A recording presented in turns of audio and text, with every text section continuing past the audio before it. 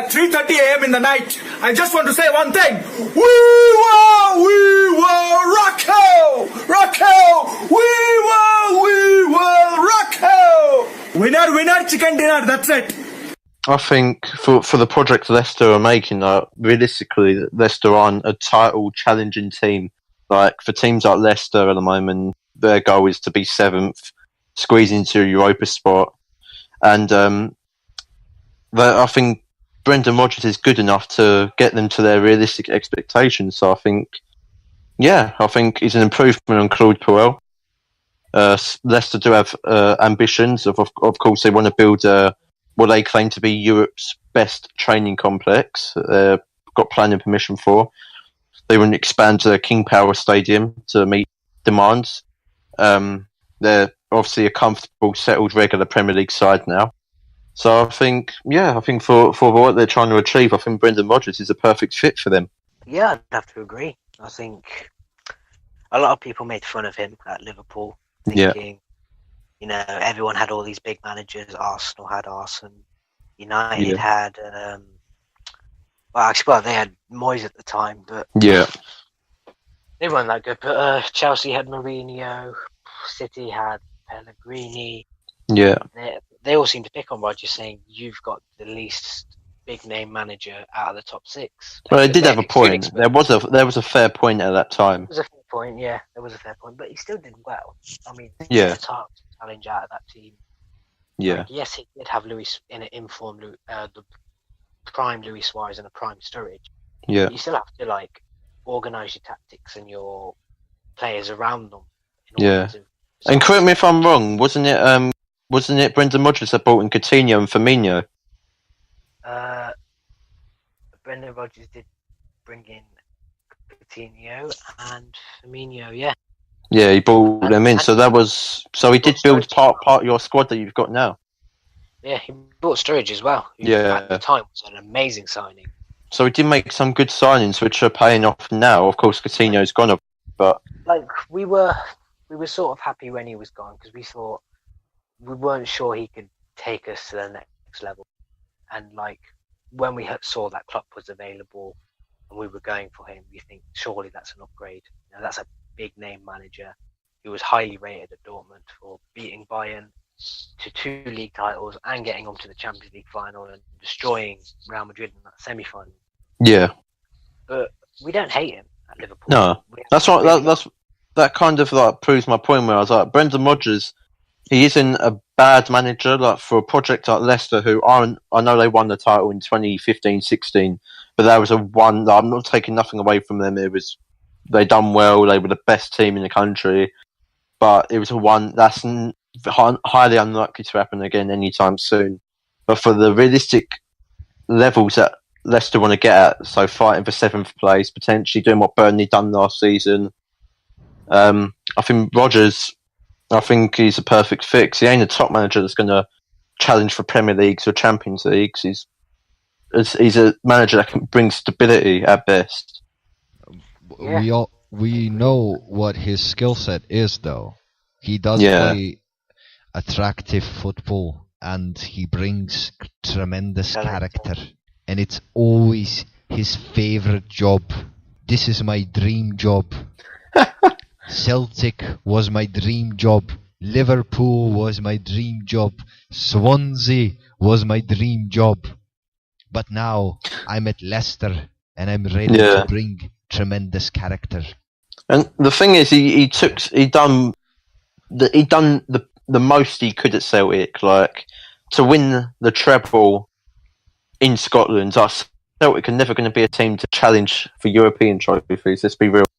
Yeah. But to win everything possible in Scotland, he's done that. So anything less, you'd say, bit of a disappointment. But to win the league every season, he's been there. Win the Scottish. Yeah, exactly. Win the season unbeaten. So he's done the minimum that's expected of him. Yeah, but it's kind of surprising to me as well that I don't know how you guys feel about it, but I totally get where Celtic fans are coming from by blasting him, because he did he did give them all of the, I wouldn't just say promises, but he did kind of tell them, oh, this is my dream job, oh, I love it here, I'll never leave, this, that, and the other, while flirting and winking at the likes of Leicester and, was it West Ham last summer? Possibly, yeah, before they signed Pellegrini. Yeah, it was West Ham. It was West Ham before Pellegrini. So listen, it's like, we all know you want to get back to the Premier League. There's no need for you to take up. I mean, blatantly lie to people. Yeah, you know. Of course, he shouldn't have made false promises. So I completely understand where Celtic fans are coming from. They shouldn't. Well, not with some of the like deep personal hatred that some of the fans were addressing. You can never condone that. That's wrong to happen to anyone. But I can see why they're upset, because obviously he made promises. But I can see why the Leicester job was attractive for him, because the way the top six are now, he's not going to get a top six job. And Leicester are attractive offer, though. They want to go places. And if reports are correct, I've read from a source today, that one of my sources, shall I say, that apparently he's going to be given £200 million to spend in the summer at Leicester. So he can properly rebuild that team if he needs to take people in certain positions. I just think that it just made me think, like, what is the definition of a big club, in my opinion? Because I would say that Celtic's bigger than, Leicester, but at the same time, like, the fact that Brendan Rodgers would so hastily step to Leicester, like, Leicester is not, they're not competing for anything. They're not in the Champions League. They don't look like they'll be in the Champions League, but it just made me just think, because Celtic's a huge club. Yeah. Yeah, it's just like Leicester can poach their manager like that. It just made me. That's basically my only thought about that. I think it's difficult to compare which club's bigger, because Leicester are playing in the Premier League, where there's at minimum 6 clubs above them that they're not going to be able to get to. Whereas Celtic are playing in a league where they've mostly dominated. Do you get what I'm saying? So if Celtic were playing in the Premier League, would Celtic realistically get into the Champions League? Of course not. They would struggle with the squad that they have now. I think they would struggle. But I also think they'll be able to attract better players than the quality of the Scottish League. I just think that it's because they're in the Scottish League that they have the status. If Celtic were to move to the Premier League, for example, I think they could attract some decent talents, in my opinion. Because, it's the size of Celtic. It just made me think, like, it's just like, how do you compare Arsenal? Because Arsenal doesn't have a champion. Well, we would say, and Celtic do. But, like, most of the general population would say Arsenal is a bigger club than Celtic. But how do you quantify that? That's basically all.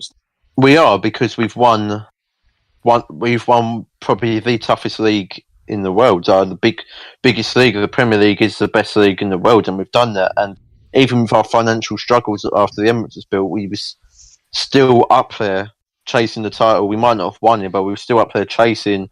We were still, even clubs abroad, even though we did have embarrassing matches like the 10-2 loss to Bayern, clubs still saw us as a big, respectable club in general. Mm-hmm. Yeah. I think it's only recently that standard has gone down a bit. I really do. Yeah. Because Wenger, the fact that us as a brand, Arsenal is huge. Me living in Africa, like in Nigeria, like Arsenal's probably the most supported club in Africa. Exactly. And we're the fifth most valuable club in the world. So I mean, I guess there's just different ways to quantify clubs. That's why I try to tell people that just because you won the Champions League does not make you automatically one of the biggest club in the world. That's the way I see it. Yeah, Chelsea winning it once in 2012 after Abramovich has pumped in £1 billion of his personal wealth into it. Isn't exactly an argument for Chelsea being the best club in the world, is it? I feel like if in 2006, and I'm sure Sandra's just laughing because they have 5, but I'm saying, like, if we won that Champions League in 2006, I still say this every day. I know it seems like an if, but maybe. If Henry just finished that 1-on-1, if that penalty didn't happen, like, I really feel that Henry would have stayed number 1. A lot of our players would have, and I don't think it would have been as bad as it went on to become. I really don't think it would have been as bad, but because we lost that final, everything just collapsed from there, and we haven't been close since. Yeah. So Brendan Rodgers is good for him, to be honest. So it's a step up in terms of, like, management level. So let's just see what he does because they have a really good squad. Yeah. Because honestly, with him, I just like to say that he does play really good football, and I think guys like Harvey Barnes and Gray and Iheanacho could really develop under Brendan Rodgers because he does play a style that's suited to very pace-based players who like to play in space with quick movement and sort of a fluid front line, while Joel was sort of methodical, possession game sort of learned patterns, whereas Rodgers really likes to free players up to play with more creativity and more imagination in the final third, and I think it will definitely free up those young guys. And especially, you know who I'm really excited about, Woogie, is James Maddison under Rodgers. Oh yes, under him, he could be great. I feel he could be like continue in that kind of role, like that kind of 10, that kind of hole. Yeah, I really feel he could do something. I think it comes down to manager personality as well. Like Sanj, you might agree or disagree with me because obviously Rodgers has been at Liverpool, but I think it comes down to personality, just the way Rodgers handles himself, how he is. I think the dressing room will respect him, so we have the dressing room on his from get go. From an outside, how I see it. Yeah, I agree. He's a very cool character, really. I've never really seen him blow his top. I've seen him like Klopp does, like Mourinho does. We've seen Wenger do it. We've even seen Wenger do it, and he's quite a cool guy as well. Yeah, exactly. Yeah, with the zip. I've never seen Rodgers. You in that flipping zip. Yeah. But yeah, I've never seen Rodgers snap or anything like that. No. And like he does seem to, like you said, we showed great character even though we lost. He does seem to like protect his players. You're dodging it so much. I do like Rodgers. I do like Rodgers.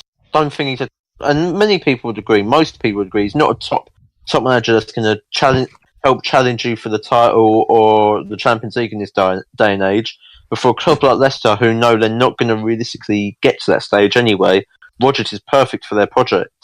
He's probably moved to Leicester because it's bigger money, probably, and it's bigger like awareness. Like what he did at Celtic was very good. Yeah. To be honest, like Celtic were always doing that. To be fair. Exactly. If he's to get Leicester into Europa League spot or win them the FA Cup, I feel like he'll go down in Leicester folklore as a legend. Yeah. If he just does one of those things. Obviously, Ranieri's number one. What he's done is amazing. Will never be seen again. But like, if he wins the FA Cup with Leicester, even a Carabao Cup, or gets them into the Europa League, the amount of praise and respect he'll get. Yeah. See, that's the thing. I think for the coming seasons, in my opinion, for the coming few seasons, 7th place, except for the top 6, of course, the 7th place is basically like first place for the other lot of teams. Yeah. So I think for the coming years, I think West Ham, Everton, Leicester, and Wolves will be the 4 teams that are realistically fighting for that 7th spot. Yeah. And I also noticed something interesting that when I watch teams like Crystal Palace, especially Palace's, the football that they play is incredible. Yeah. And you look at these teams and you wonder why the gap is even bigger than before between the top 6 and 7th place. Because before Southampton were actually close, and all these teams, Everton were closer, but now with for some reason with better quality teams in the lower teams, the top 6 is higher. Well, Everton are trying to close that gap long term. But obviously, they're trying to build that new stadium, trying to get sponsors in, trying to get the money in. So Everton have always seen themselves the best team in England outside of the top 6. I mean, the top 6 only came into recently, like Man City and Tottenham more really. Yeah, it was always a big 4 before. Yeah. And then obviously City came in with their firepower and just clicked in Tottenham, but they're still crap. Yeah, it's not often said, but the top 6 could easily expand to the top 7 because City and Chelsea only recently made it top 6, so Everton could come along and make it top 7 if they want. Wolves. Yeah, Wolves. Wolves have the financial backing as well from the Chinese. So they've got long term. like, they've got long-term ambitions. I think they want to expand Molineux to a 50 to 60,000 seater super stadium. They've got plans for within the next 5 to 10 years qualifying into a European place, challenging for the Premier League title within the next 15 to 20 years. So they've got long-term goals. One question: who the hell are they gonna sit in 50 to 60,000 seats in the Midlands? Whether are they just planting like Range Rovers in the stands? No, but that's the thing. I don't know why clubs like Tottenham and Wolves, all these, like, you don't have the fans to fill these stadiums. Yeah. For who? They could, because like I said, like my club Coventry, we've got a 32,000 seater stadium. Yes, we don't pack it out because we've got money. We protest to our owners, and we're in League One. But we've took 40,000 fans to Wembley both times we've gone. So I feel if Wolves are to go to Wembley, I feel like they would sell out 45,000. But when I say they're expanding to 50, 60,000, that's like medium to long term goal. Like at the moment, they're selling out Molineux fully, pretty much. So they want to build a new stand, rebuild one of their stands to take it up. I think they've got 32,000 seats at the moment. They want to expand it up to about 40,000 and then do it in stages. Yeah, I think, listen, 45,000 I think is decent, but I think that's realistic. But I think you expecting to get, with how many clubs there are in the Midlands, people expecting to get 50, Wolves, 60. Birmingham, Aston Villa, West Brom, Coventry. Yeah, my thing is, like, you expecting to get 50, 60 constantly each and every week is a bit is a bit of a pipe dream. Same way with Man City and the Empty-Hat. Like, there's a reason it's called the Empty-Hat. That's true. Because you expanded it to 55,000 people, and there's just not 55,000 people in the grander Manchester area that are City fans that would pay for season tickets. And City have got planning permission to expand the opposite stand to take up to 60, possibly 62,000. For who? They got planning permission at the same time. They got planning permission to expand to 55,000. Yeah, so they could start construction tomorrow if they wanted to on expanding the opposite stand to 61, 62,000. There's like no purpose, literally no purpose. No. But you know what they're like? Like, these owners have got so much money, even when it's not needed. They'll just go, I'm bored. I'll just pump some money into that. Yeah, but again, I don't know what did they expect all of the Bolton fans to become City fans overnight? Well, yeah, they expected it because City obviously grew up on the rise so quickly after the influx of the billions of oil money they've got. They expected just overnight to have the biggest fan base in the world, didn't they? Yeah, I mean that's totally weird. I don't understand that part. But City are weird and sketchy. Do you think that with this whole shtick of tremendous character, he really had he had any right to like blatantly lie to people's face that was his dream job when we all knew it wasn't? People just say things in football. Like, I mean, Alexis said he supported Arsenal since he was a kid, but you see the shirts in the Man United jersey. So it's just you don't. It's people just say these things. It's not. I don't think Celtic fans should really take it too hard because, like Dan said, this is the farthest they can go. But they want this man. And, what else do you want him to do? Do you want him to just? Because I don't even understand why they would be mad, in my opinion. Because there's no challenge there. There's nobody close to them in terms of quality, except this year. Hearts started really well in Rangers, but they're falling off, and Celtic are probably going to win it again. So, it's just... I was just trying to make a general point, like, in football, like, people come out with these... I wouldn't say just stupid statements, but unnecessary statements. Like, you don't need to say that. It's the agents. It's the agents. Definitely the agents that tell them to say these things. They stir the pot and the public fall. The fans fall. They stir the pot, especially the media as well. They stir the pot to try and get a story, or to the agents do it to try and up prices of players. And but what makes me laugh? The public has to be more. The public has to be more aware, because another thing, I was having an argument with a Chelsea fan friend. He's actually choosing to believe that Kepa and sorry, there was no bad anything going on there. It was just a misunderstanding. He chooses to believe that. Like, And it's obvious that it was false, but the club is doing damage control. If the media was right and there was no misunderstanding, Kepa would have played yesterday. Yep. Fact. Sarri came out and said he deliberately left him out to prove a point to the players that no individual is bigger than what I'm doing here. How much did you laugh at Spurs after they managed to collapse against mentally weak Chelsea?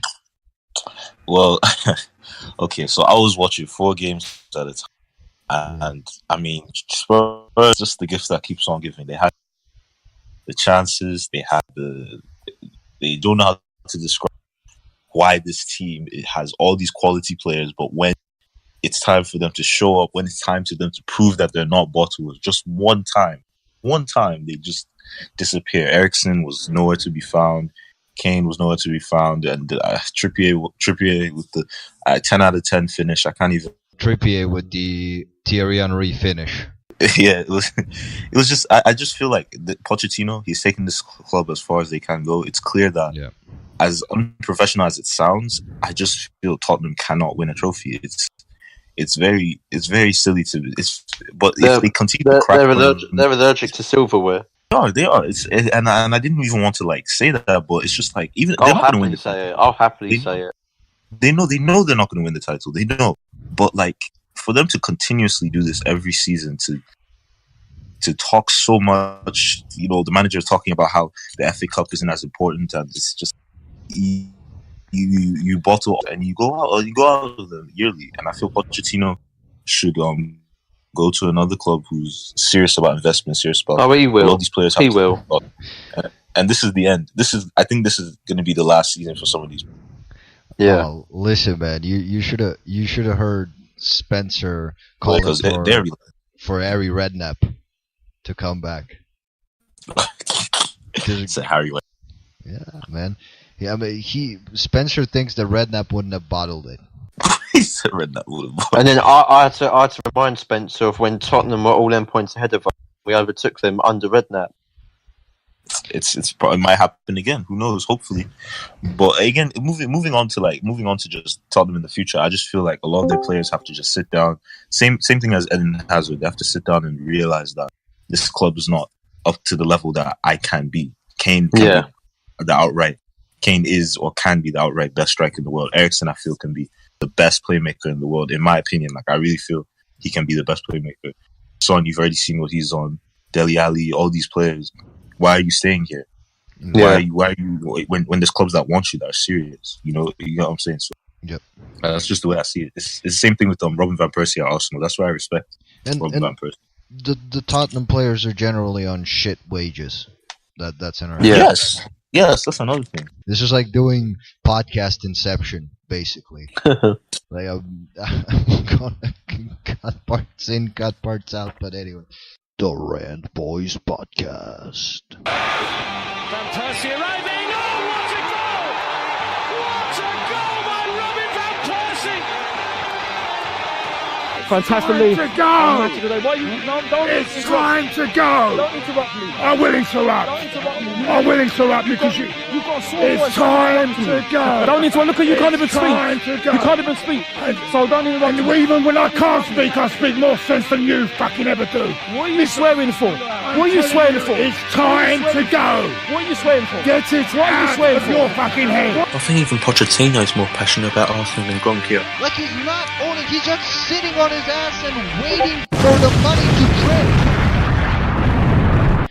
Hi and welcome to another episode of the Rant Boys Podcast. Here with me. About my who? About my what? About my gang bang gang. As always, my co-host Tony. So what should I call you? Should I call you Bullet, Tooth? You can call me Susan if it makes you happy. Tony. Joining us, Sanj. Liverpool! Liverpool! Come on! Shackles! And from Wales, Dan. Put on the same sheet, man. Chill out. The lid's right. I'm not a Mick. I'm bloody Welsh. Whatever. And later on, we'll have Woogie as well when he joins the call. Tony, kick us off.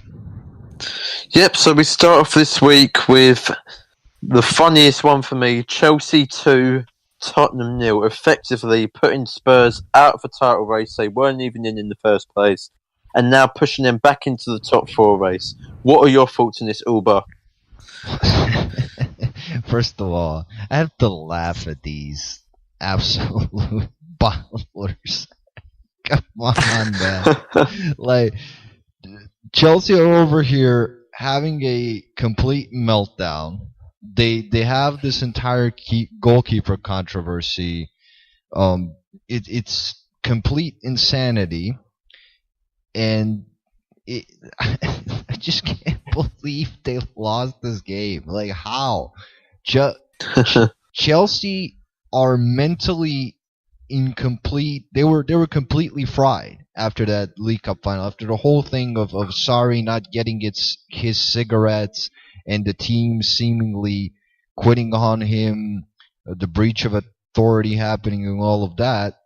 And then what happens is, out of the blue, Chelsea deliver an actual good performance.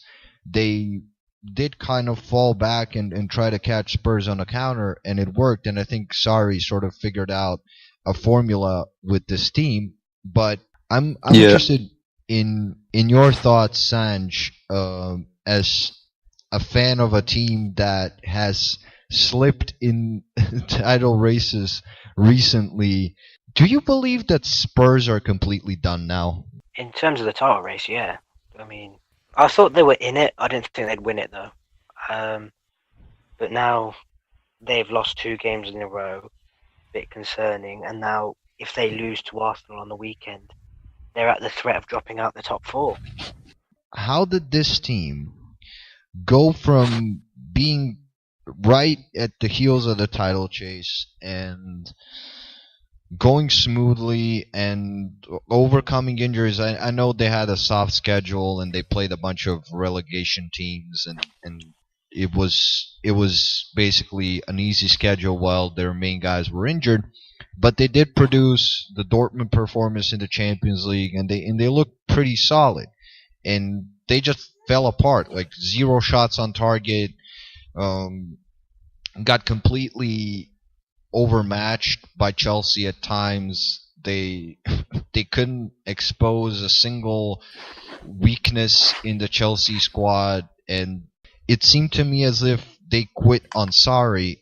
And I don't know about your opinion, Dan, but what did Hazard do? Did he do anything? I didn't actually watch the game because I was watching the United game, so I can't really comment on Hazard. Yeah, but you are one of the people who keeps calling out Chelsea fans about praising Hazard, so that's what I'm interested in. I don't know. He didn't do much, but like they got the win, so they can't. I'm not one to dig at players when their team's winning. It's like, yeah, I can't. I personally think the issue with Hazard is no one in their right mind is denying that Hazard is a very talented footballer. No one is denying that. But it's consistency. When you get players like Ronaldo, get players like Messi, who are consistently scoring and performing, carrying their team a lot of the time, season in and season out, there's no debate around them two. But with someone like Hazard, who can go through good periods and go through bad periods, the consistency isn't there. Yeah, but it was weird to me that Tottenham didn't get beat by Hazard. They didn't get beat by some superb Chelsea performance. It just folded. It's exactly. Well, the second goal was an own goal by Trippier, wasn't it? Yeah, and it was like, honestly, I wrote on Twitter, it was a Henry-esque finish. The man looked like Thierry Henry. I'm sure we can say now that Trippier tripped it for his team. Man, the thing I loved the most was someone made a meme with Arsene Wenger, like with the kind of smart guy pointing his finger at the forehead, you know, and it was that Wenger sold Giroud to Chelsea, so Giroud would press Trippier, and Trippier would put the ball in the back of his head. It's brilliant. Like last night couldn't have gone any better. Like it was just perfect. Like as a football fan, last night was probably the happiest I've been in a long time from a football point of view. And one of the things I love the most, I don't know if you guys saw that one, but when Chelsea fans were taunting the Spurs fans, try to get out of the stadium with "You haven't won a thing." That's the thing. You must realise that you're a small and irrelevant club when even Chelsea are trolling you.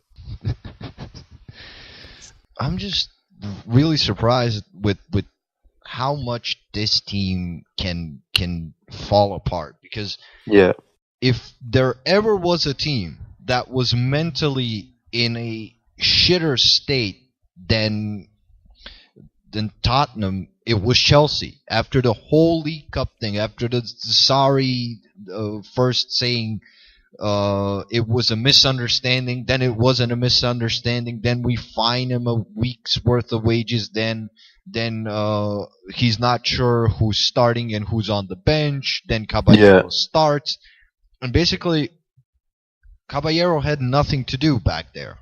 Like it was it's Tottenham had 0 shots on target. Like I said, it was not some B-Tech Tottenham team. It was Harry Kane, it was Son, it was Lamela, Eriksson, all of those players. So how they failed like that is just fascinating to me. And honestly, I want to ask you, Sanj, do you think that Tottenham will now completely fall mentally in terms of not just falling back into the top 4 race, but do you think there's a chance that they fall out the top 4 completely? There is a chance, yeah, because they've got to play a lot of tough games. They've got Arsenal this weekend. They've got to go to the Etihad. They've got to go to Anfield. And there's a lot of tough games in there. But I think this is where Spurs usually thrive. When they're out of the title race and the pressure's off them, they then start to play good football again. And for some stupid reason, every time that Spurs are in a good position, their manager and their fans just keep applying stupid pressure to themselves. Like when they were asked, "Are you in this title race?" they were all like, "Yeah, we are. We should be treated as a threat." And the next thing, the pressure gets to the players and they lose and they're out of the top. What you want to do is play it down. Say, "No, it's too soon. No, it's too soon. We're not title contenders yet." Play it down. There's less pressure on you. You're more likely to win. Yeah, like Klopp did. Like I remember Klopp's quotes this entire season. He's like, "Yeah, we're in the title race, but we're not favorites. City are favorites." And he keeps saying like, "We're not favorites. We have to win every game. We have to play well, but we're not favorites. You know, we may be in first place, but consistency matters." And Pochettino, on the other hand, goes out there and says, "Yes, we're in the title race. It doesn't matter that we've had a shaky result. We can still do this. I still believe." So, to me, that's kind of a approach of like you're wrecking yourself right there. You're shooting yourself in the foot. Yeah. And they just seem to do that over and over and over again. It's just the DNA of their club. And again, I'd like to ask you, Dan, coming from a standpoint of Man United, are you now convinced, if you will, that Manchester United, given the result you had this Wednesday, that Manchester United will make top 4? I'm not convinced, but it's possible now under Ole. Yeah. With the injuries we've got, we could drop points over. So. Yeah, but I'm saying potentially there's 2 spots now, and you're the informed team, and despite your injuries, I'm saying one of the 2 spots. Are you convinced that you'll get one of the 2 spots? Possibly, yeah. And that's the thing. I also wanted to expand on that. Like, I think last night proved from a Man United perspective. Like, I know Palace aren't the best team on paper, but Selhurst Park isn't an easy place to go to. And to win 3-1 with the injury problems you have got, that shows the character that's in your team at the moment. Yeah. Unlike Spurs. But honestly, I want to reflect on one thing in this game. Do you guys believe that Sarri has sort of become less stubborn about his approach? I wouldn't say they're stubborn, but I can kind of respect where he's coming from, especially, I think, proving the point yesterday, he was perfect on that by leaving Kepa out. I think he had to do that to show, like, I'm not going to allow player power to overtake me. So I think, and it paid off because whichever way you look at it, Chelsea still got the 3 points. I think it would have backfired in his face if they'd have lost, but they still got the 3 points and he dropped the number one keeper after all the fiasco that happened. So I think, on that note, Sarri does deserve a little bit of respect for that decision.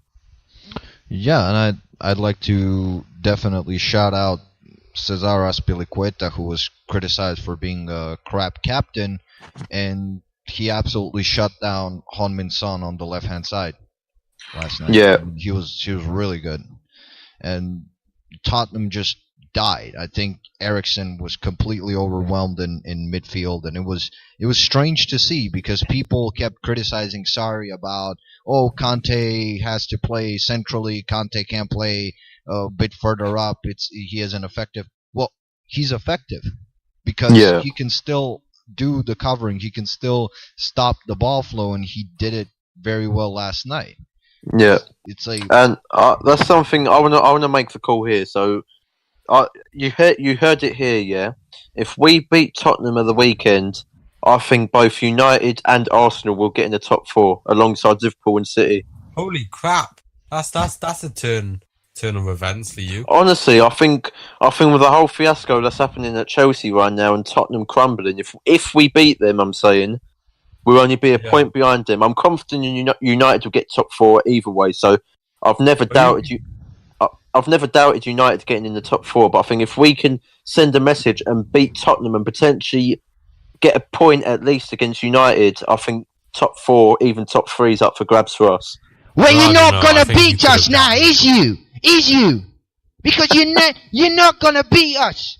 We're not defeated yet. We're not out of the title race yet. Pochettino, he will bring us back. I believe in Poch. And get one more thing. Get Trippier out the side. Why is Kieran Trippier playing? He's been shit ever since the World Cup. Yeah? And he fucked up against Croatia. That's why England didn't win the World Cup. It was his fault. Perisic scored from his side, yeah? It wasn't Dyer. It wasn't the England centre-backs. It was Trippier. Trippier was shit. And he proved he's shit defensively. We should have played Aurier or Jan Superman Vertonghen. Unbelievable. Unbelievable. Spencer. What? Spencer, please talk when you actually win a trophy, yeah? Shut up, mate. Shut up. I'm upset. Because you know what? Harry Redknapp never would have let us down in this position with his squad.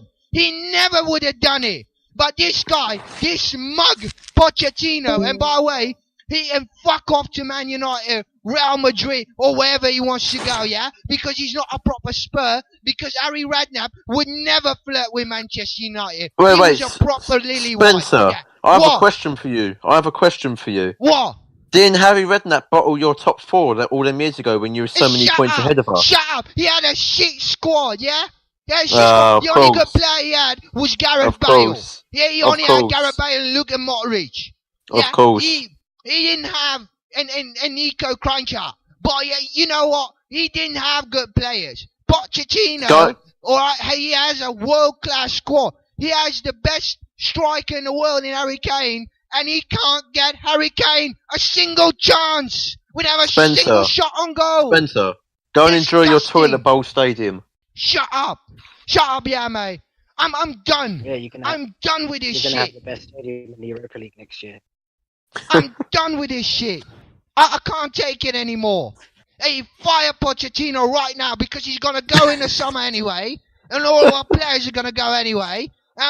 Sick and tired of this. Why? I said it in December. We should fire Pochettino right now and bring in Harry Redknapp because Harry Redknapp's going to win us the title. Because he has the mentality. He would not put pressure on these young lads. Yeah, and one last thing, yeah. How dare people slag off Harry Winks? Harry Winks is the English Xavi. Yeah, he's the English Xavi. How dare people say he didn't have a good performance? He completely outplayed Jorginho. Jorginho was crap in that game. He was absolute shit in that game. Yeah? Harry Winks completely outplayed him. I don't know anymore. I'm so mad. One last thing before I go. On Sunday, yeah? It's Wembley. It's our house. It's our place. It's our temporary home. And Arsenal coming in there. And we're gonna fucking smash you. Okay? We're gonna smash you. Because Poch is gonna lift these lads up. Even though I would prefer Harry Redknapp, I know Poch will lift the lads up because we always react against Arsenal. And we're going to be back. So for this weekend, I sincerely hope Poch gives the lads a lift and Harry Kane will score again. Come on, you Spurs! I don't know how this guy keeps getting onto our podcast. That's what I'm going to say. Typical Tottenham fan. Even when everything's going against them, they try and run their mouths online and they get ripped apart and embarrassed every time. I mean, like, what the fuck was the guy's point? Like, English Xavi? Harry Winks? Get wow. the fuck out of here. English Xavi is just as offensive as calling Iwobi the Nigerian Messi. It's worse. It's worse. Iwobi can at least dribble. Harry Winks was shit.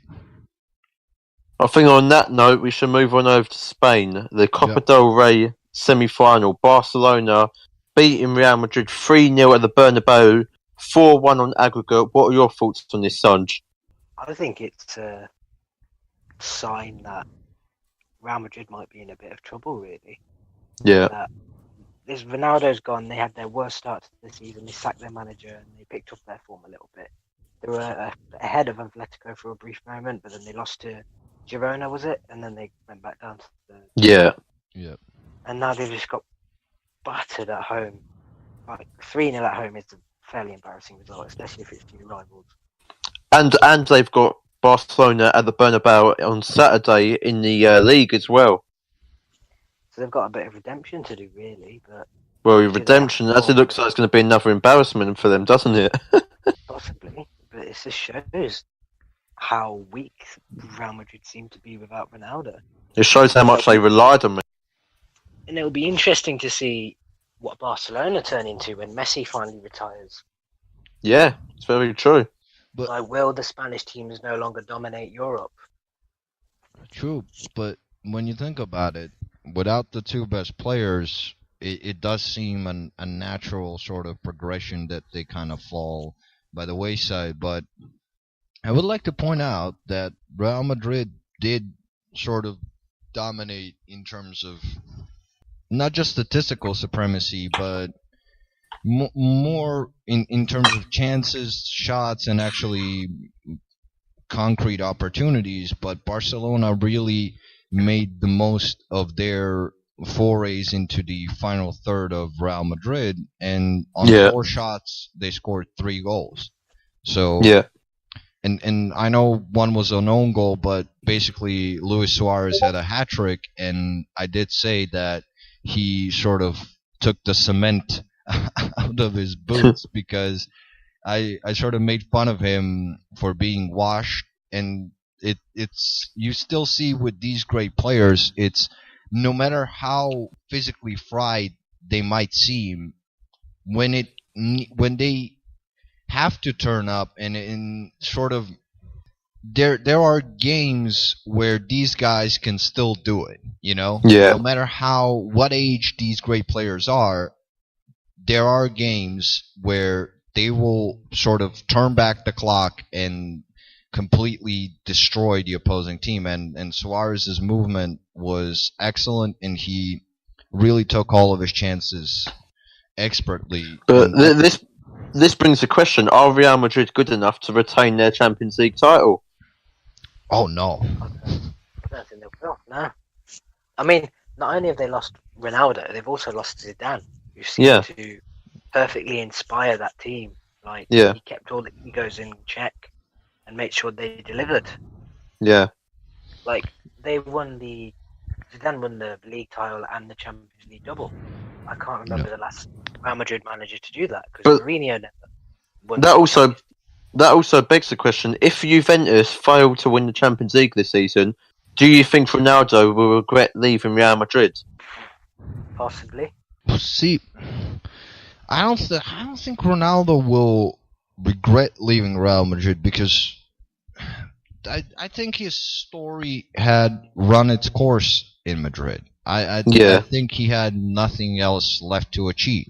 I don't think he had anything else that he was interested in, not necessarily giving to Real Madrid, but I just think that he was kind of bored of the entire Real Madrid bubble and the pressure, and he did get some boos in that final season, when in the first half of the season he wasn't scoring, and then he finished the season with 45 goals in like 45 appearances, something insane like that. But it was weird for me to sort of experience this game, just in terms of, I mean, Messi was really good, but just in terms of the flow of the game was so weird, because, like I said, Barca didn't have that many shots, didn't have that many chances, and Real Madrid tried to create a lot, and they really, really seemed to be up for this game, but nothing went their way. All of the chances sort of broke Barca's way, and it just sort of feels to me as if without Ronaldo, there's a lack of a talisman. It doesn't seem to be quite the same efficiency with Real Madrid. With their 14 shots, they basically didn't create a major chance, and they seem to be just flat and kind of like they seem to do a lot going forward in terms of controlling the game, but then just can't get the end product there, because there's such a Ronaldo reliance. And to me, the interesting part of all of this is obviously the Gareth Bale situation, because Bale was expected to take over that role, that mantle, and then at the weekend you have the weird Gareth Bale penalty celebration. I don't know if you guys saw that one, where he scores the pen. I didn't see that, no. Yeah, he scores the penalty, and then during the celebration proceeds to sort of push his teammates away.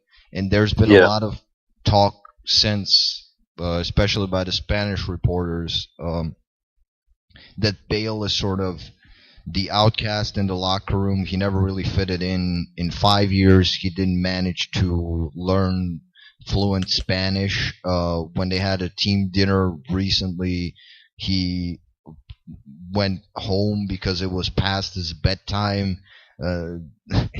It's all these weird things, like he doesn't hang out with his teammates, he plays golf, and all of that, like different weird stuff where he doesn't seem to buy into the team spirit at all. Along with the entire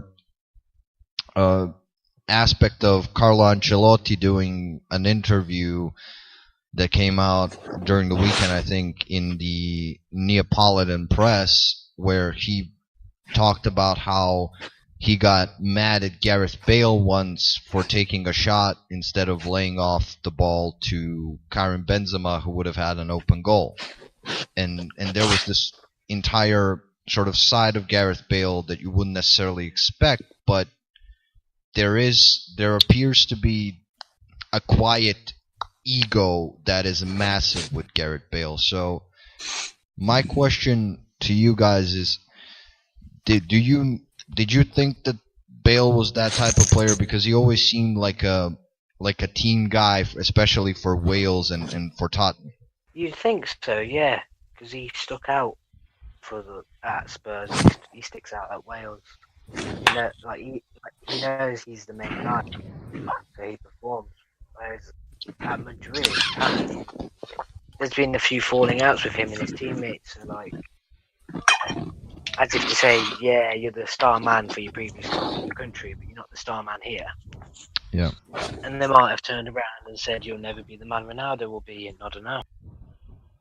And maybe it gets under his skin. That pressure is getting to him a little bit, and maybe his teammates are letting him know, saying, if you want to be the main guy here, you've got to step up. You've got to produce the same figures that Ronaldo was producing. Yeah. And that's massive pressure. Absolute massive pressure. And it doesn't happen when he's as injury prone as he is. And they rely on someone who's this injury prone. It was sort of like Liverpool when we sold Suarez. Not that Suarez was injury prone, it's just that Suarez kept getting banned every season. And it was just like, can we afford to rely on our best player being banned for like half the season? Yeah. It was just going to get bigger and bigger and bigger. Because he was banned for, I can't remember how long he was banned for when he was racist. But for some reason, Suarez, since he's been at Barca, not blaming Liverpool, because of course, I'm not blaming Liverpool for it, because of course he had history at Ajax with his behaviour, history with the Uruguay national team. So it weren't specifically Liverpool, but for some reason, since he's been at Barcelona, there's been no major controversy surrounding Suarez. Well, they introduced a no biting clause into his contract. That's actually true. Wow. And I assume he's behaving well at Barcelona because he's winning things. He's got nothing to be like a sore loser about. Okay, they might get knocked out of the Champions League here and there, but they always seem to win the La Liga and the Copa del Rey. That's got to be a football first. Yeah. Having a no biting thing in you. Wow. I feel Joey Barton would have had something like that. Joey Barton. Anyway, I always found it interesting with Bale because he seems to be a guy who has a problem with the spotlight, I think, because at Spurs he's not at that big of a club. It's the media focus is not so much there on him. He might be the lead guy, but he mostly got praised, and when he didn't have good performances, no one would criticize him. Same with Wales. There's not that much pressure to, if you mess up, oh, it's Wales. You're not expected to do anything anyway. But with Real Madrid, whenever you're not reliable or you're not producing consistently, there seems to be the pressure that sort of wears on Gareth Bale. And even though he has produced quite a lot and scored a lot of very important goals there, it seems to be that during the season he's sort of in and out, and he's in and out of form, and he's in and out of favor with managers and his teammates there, and even the fans. The fans are sort of last season it was still sort of Ronaldo's team, and this season the fans expected him to step up and be the man and disappear. Yeah. So my question is, Dan, what's your opinion on the whole Gareth Bale situation, being called a golfer in Spain and sort of being mocked for being a sort of quiet loner with a big ego? I don't know really. I don't rate I think he's finished. To be fair, he's not on the same level as he. But I do think he should have came back to England a few years ago. Now it's too late now. But while he had the chance. But I wonder, do you agree that he's a guy who sort of shies away from the spotlight naturally, and since he always had the experience of being the leading guy for Spurs and Wales, if you don't deliver consistently, there's not as much pressure. If you fail, no one is slating you because there are no expectations in the first place. Yeah, I mean, I see a situation kind of similar to the Alexis Sanchez one at United. Like when Sanchez first came in, or I don't know if it's still now, but like people were calling him like, oh, he sits on the complete opposite seat, like saying he's like a loner at United in the training and stuff. That's interesting to me because I know it's hard to fit in with a locker room, but it's still a completely weird story that his teammates are sort of giving interviews and taking digs at him in the media. That's one thing I wouldn't necessarily expect, and I know it's hard to integrate when you've basically been in one country your entire life and you never learned a different language and never had experience with other cultures. I understand it would be difficult, but still, it appears as if, and that's the major gripe with Bale, that he made zero effort in 5 years to learn fluent Spanish or become a more connected member of the team with the guys he didn't know. So I'm saying outside of basically Luka Modric and a couple of the other guys who knew how to speak English in Kroos and some of the other international players, it's a completely weird situation that this guy has made zero effort. I'm Welsh. I don't know a word of the Welsh language. Moving on to a major performance in the title race this weekend, where Liverpool, and I would say not the entirety of the front three, but one very important part of it in Sadio Mane had a brilliant performance, and Virgil van Dijk with a brace, Mane with a brace, Trent Alexander-Arnold coming back with a hat-trick of assists. Sanj, how thrilled are you with this performance? Yeah, massively so. It was much needed, really. And I did say in our podcast on Monday, was it? I feel like this is the perfect game for Liverpool because this is the team we always beat and batter every year. Like, a lot of people were saying we were going to drop points because the form's gone. I was thinking, there's always that one team that you always beat. And it happens to be Watford for us. It's almost as if like they're another version of Norwich. Do you remember when we always used to batter Norwich? Yeah, under Brendan. Yeah, it's almost as if Watford are like a different version, just because maybe they both wear this yellow kit. We just sort of see them as Norwich and we take them to the cleaners. But yeah, much needed performance, brilliant performance from Mane, Trent Alexander-Arnold. We were missing him at Old Trafford. Like, all of our crosses into the box were poor. We needed someone like Arnold to whip in a beauty.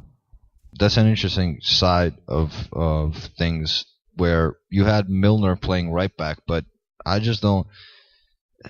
As good as Milner is, and sort of the hard-working versatility kind of utility player, he's not someone who's a prolific crosser of the ball. I never felt like he's had a very good cross on him. He had brilliant work rate and he has good technique and he can whip a ball, but I think Alexander-Arnold absolutely has an eye for picking out players, and of course, being a former central midfielder, I think Alexander-Arnold has the quality to pick out a run and pick out movement in the box, and he's very good with his delivery. And of course, Sadio Mane has to be praised for, first of all, that header, but that second goal. I mean, he completely miscontrols the ball, messes up the touch, and just when you think, oh, he's going to have to turn here and try and dribble past the keeper and shot feint the defenders out the way, he doesn't even turn. He back heels it and chips it over the keeper. Like, how amazing was that finish? So instinctive, brilliant. Yeah, it was amazing. It shows you what form he's in right now and what confidence he has. Like Salah has dropped off a little bit in 2019, but Mane seems to have picked up the form. He's just like, right, you had a brilliant 2018. It's going to be my 2019. Like, I'm going to be the guy to win this league almost. And Origi as well. He picked himself up a nice little goal in replacement of Firmino. Do you think Origi now is the guy that definitely has cemented his place behind Firmino? So gone in front of Sturridge in the pecking order? Yeah, I think so, because Sturridge didn't really offer anything against Manchester United. He only had that 30-yard long-range shot, and that was our only shot on target. Other than that, he offered really nothing. I feel like Sturridge is a better finisher if you pass, but you have to give him the ball perfectly. You have to play him in, or the pass has to be perfect.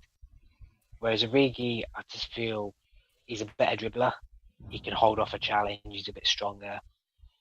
Yeah. And I've always rated Origi, and now he's only 24, so he's very young. He's still got a lot to learn. He's still yet to hit his prime. I rated him so highly under Jurgen Klopp. When he first joined Liverpool. Yeah, under Rodgers. He was influential in getting us to the Europa League final. You know, he scored the first goal against Dortmund to start the comeback, and he was brilliant in the league as well. He loves scoring against Everton too. And yeah, I just really liked him. And even in the 16-17 season, he went on a run of games where he scored like 7 games in a row. So I was like, this guy has a future. And when we loaned him out last season, I didn't really understand that. Because last season we had Solanke as our backup striker, and he was, to be frankly honest, he was quite poor. He got 1 goal in like 22 appearances. Yeah. And then we loaned Sturridge out to West Bromwich Albion, so it's just like it didn't really make much sense why we loaned him out. And he had a poor loan. He played like 30 games, and he only scored 6 goals. But he's come back to Liverpool. He got that amazing goal against Everton, and it's almost as if he's reminded us of who he is and what he can offer. I think also, Virgil van Dijk scoring a brace, he seems to be the type of player in terms of mentality that Jurgen Klopp wants and demands from this team, in terms of being resilient and sort of never say die attitude, and kind of as a throwback to the Anfield greats of the past. Yeah, he fits the system perfectly. He's exactly what we needed. Great leader, and like the thing he says he loves the most, he goes, I love clean sheets. I get really annoyed if we don't have a clean sheet. When we beat Palace 4-3 in that crazy game at Anfield, apparently he almost stormed off down the tunnel for the fact that we conceded 3 goals. He wasn't happy, and it just shows how much it means to him. Like, he loves to produce what he gets paid for. Like, yeah, he scores goals and that's a bonus, but we paid that 75 million to keep clean sheets, to keep goals conceded at a minimum. Yep. And he's done that brilliantly. The best defenders love defending. So my question to you, given obviously the Manchester City result and the whole situation with, was it a penalty, was it not a penalty, them barely scraping through West Ham, sort of 1-0 on that penalty. They did dominate the game, but West Ham held out really well, and they did give them a proper fight. My question to you, Sanj, is who do you think will drop more points between you and Man City by the end of the season? I'm not saying who's going to win the title, because even if you guys drop points against lesser sides, that's mostly what I wanted to ask you about. Not who will drop more points in general, but I know both of you have, I think, Spurs still to play, and City still have United to play, and Chelsea. So my question is, who do you think has a sort of a blank performance in them more, you or Man City? It's really weird, because you look at us in 2019, excluding yesterday, we looked really poor and out of form and lacking of confidence. We were looking as if we weren't going to win this title, we were going to throw it out the window. And Man City won their first piece of silverware on the weekend. And that's going to boost them to see out the Premier League, possibly the FA Cup, and possibly the UEFA Champions League. But the weird thing is, we did draw to Leicester and West Ham, but they're the only two teams we've dropped points outside of the top six. Whereas Man City haven't. They've only dropped points to the top six, to Liverpool, which was at Anfield, and Chelsea, where they lost 2-0. Yeah. So it's almost as if City is stronger against the top six, but they drop more points against the Leicester teams because they lost to Palace, they lost to Leicester, and they drew to Wolves. Yeah. So it's almost as if, like, we'll be crossing our fingers when Spurs go to the Etihad and they go to Old Trafford thinking, come on, do us a favour. But then they'll roll over those teams, and then we think, oh, we're in trouble. And then they'll play Crystal Palace away, and they might drop points there, and we're thinking, oh, where's this come from? Yeah. So, because that's something I was hinting on, because I still believe, and when people, I had people in the UFF fan forum say, oh, Liverpool are not going to win, they're going to bottle the title.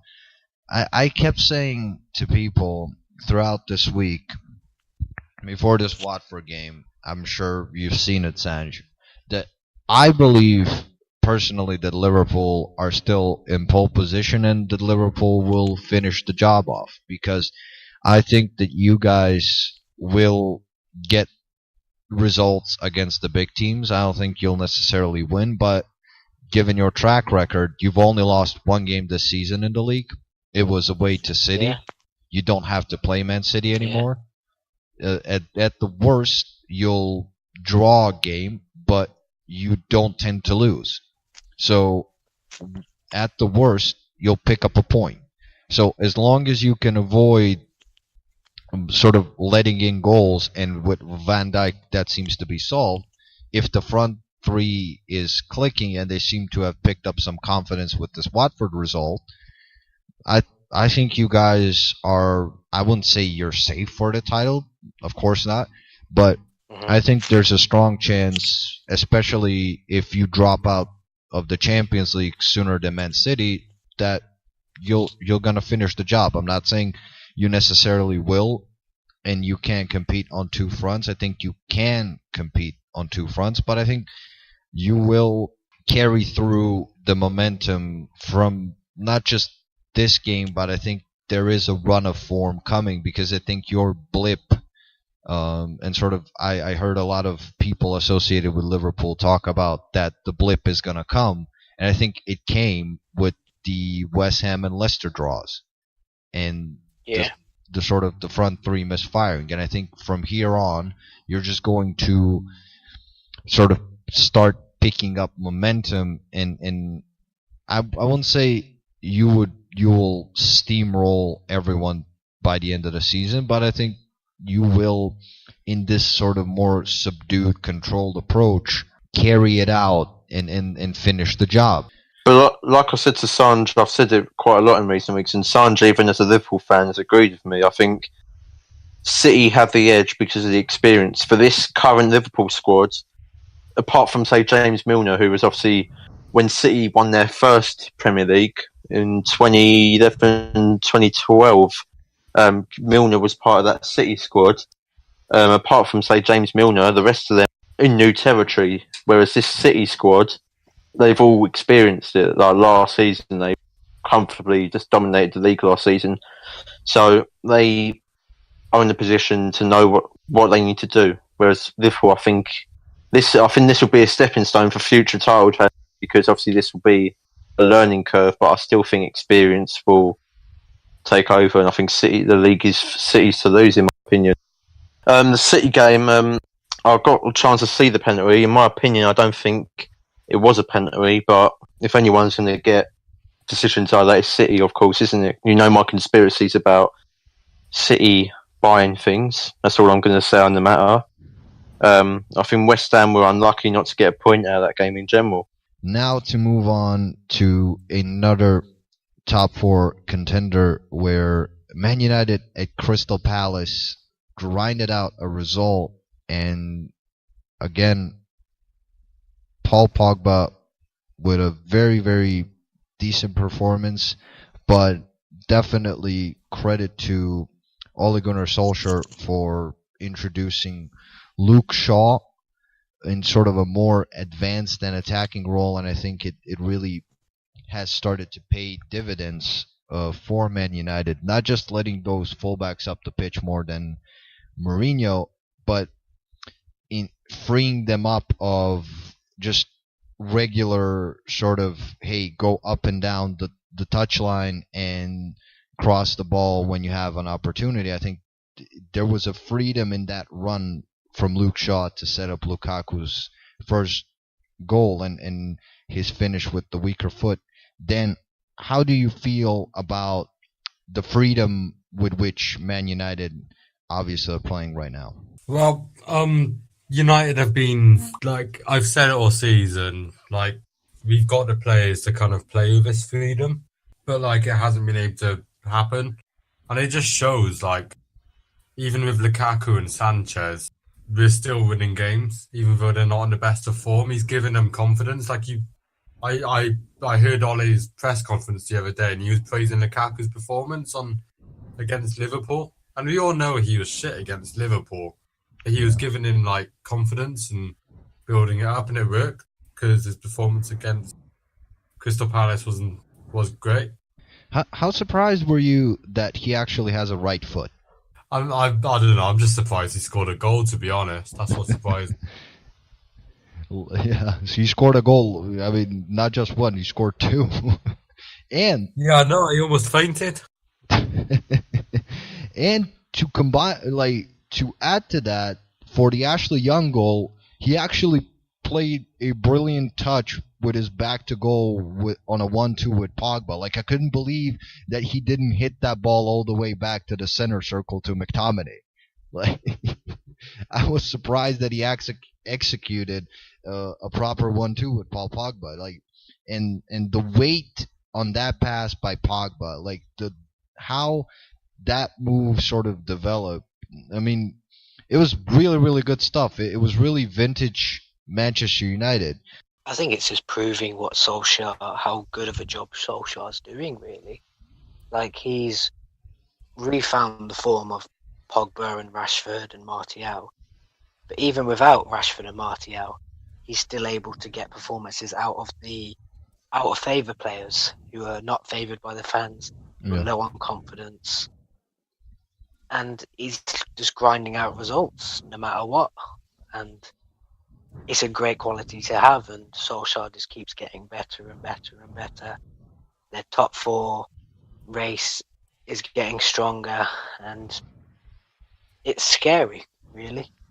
Scary for next season.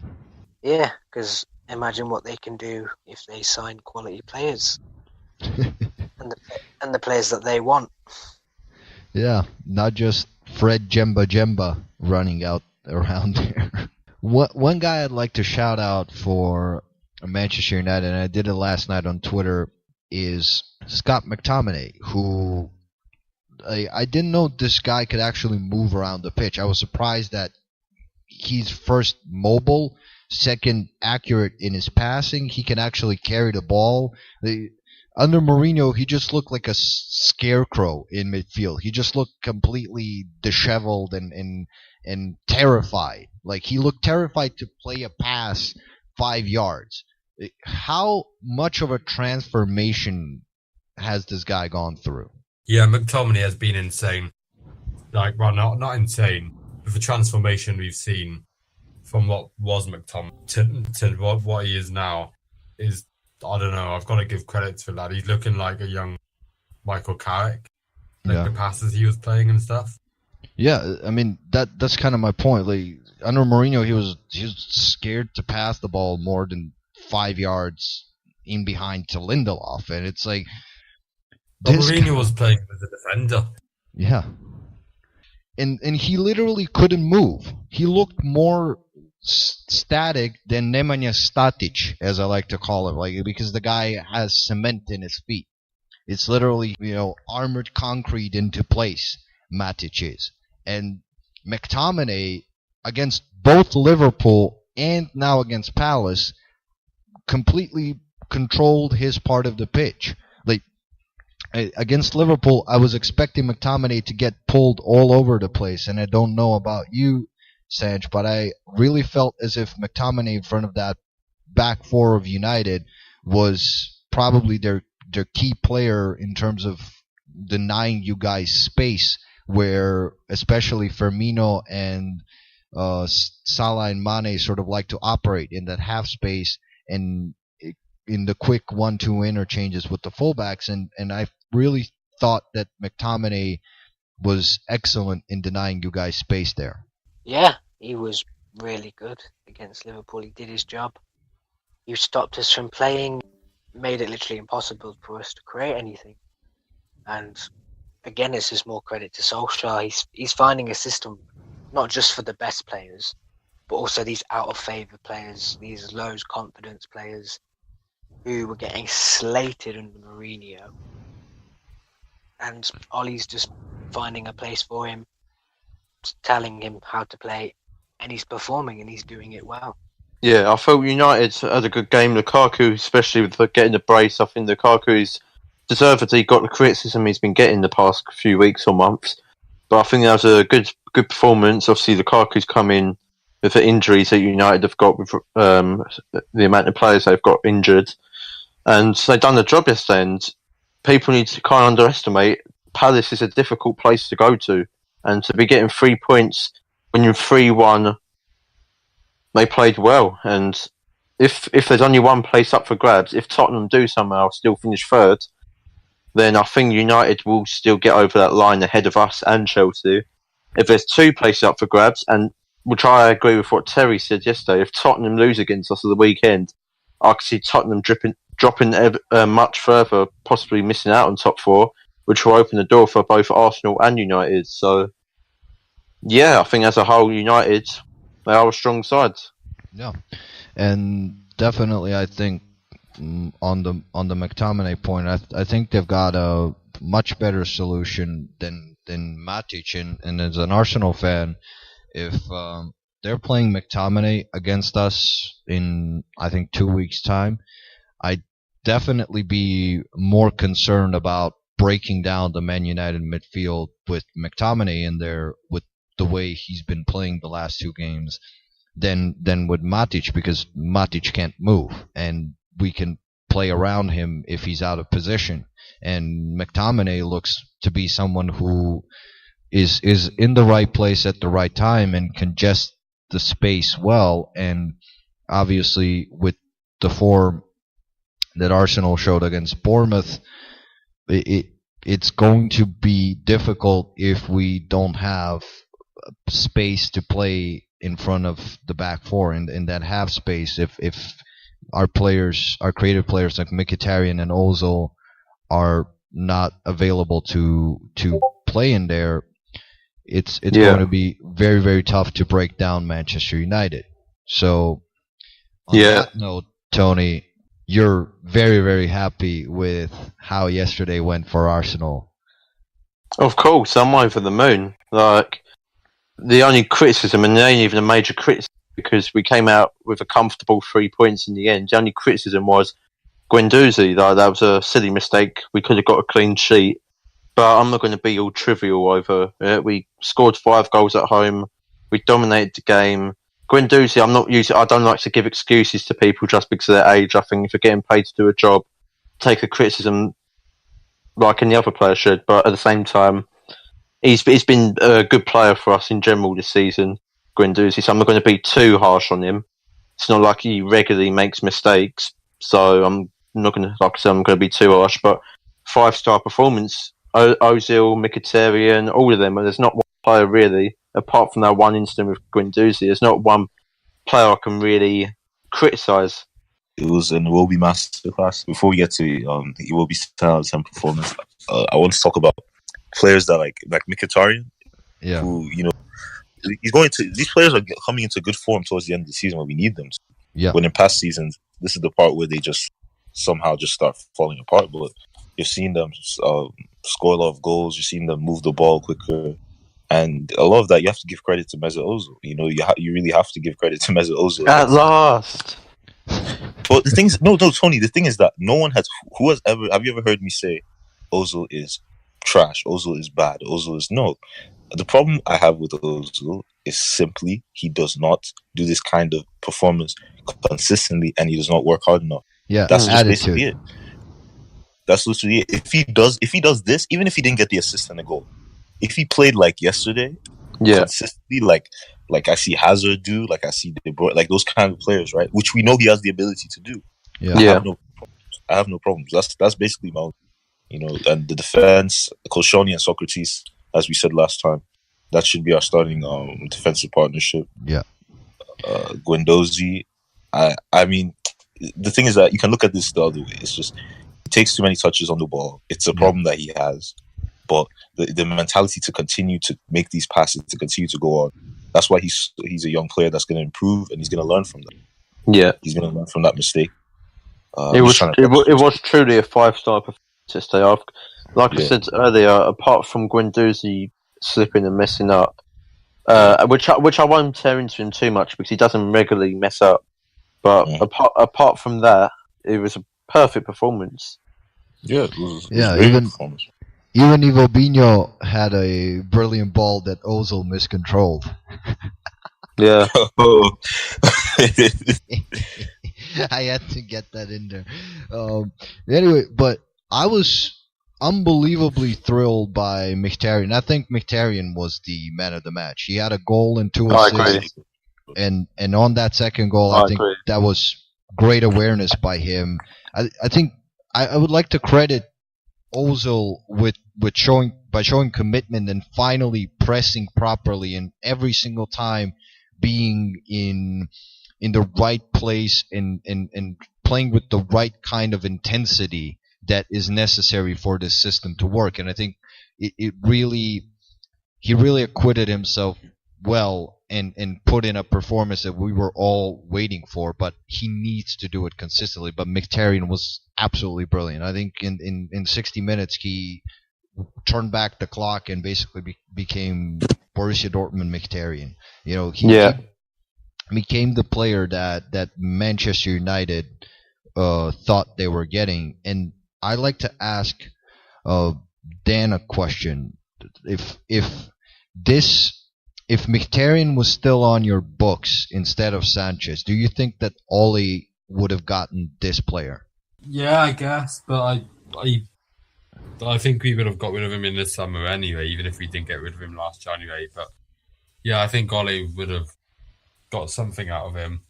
I'm just asking because right now he seems so much far and away a better player than Sanchez with how Sanchez looks physically, completely like shot.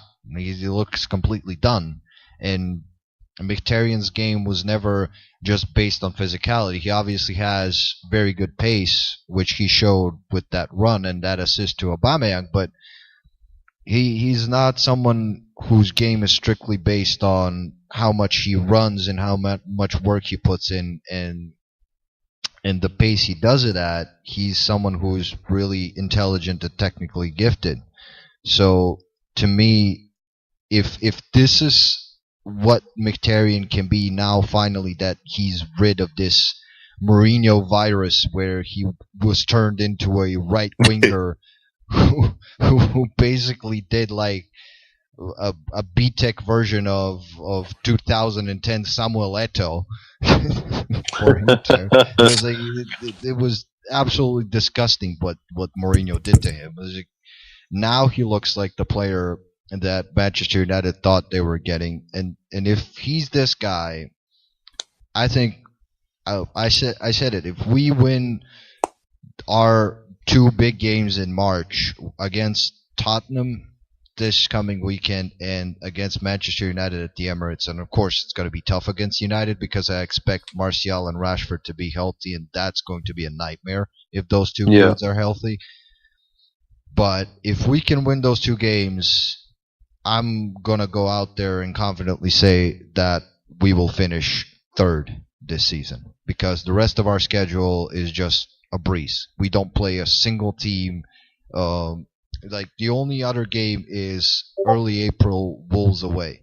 Other than that, we do not have a game that we could realistically lose. Like, we're not going to lose to Everton. Leicester away is difficult, though. What? Leicester away. Leicester away, but again, if Rodgers is going to leave space, he's going to go and go forward, and we can exploit teams that give us space. So, I think if this is the form we're going to get from Mkhitaryan, it doesn't need to necessarily come every week. But if Ozil and Mkhitaryan give us at least half of the games they play like this, we're comfortably going to finish third, in my opinion, because we can beat all of the other teams. But just reflecting back on this performance, I think it was absolutely phenomenal. I think all our players that needed a confidence boost got a confidence boost. I think the performances in general were very good. Even Jenkinson was very good.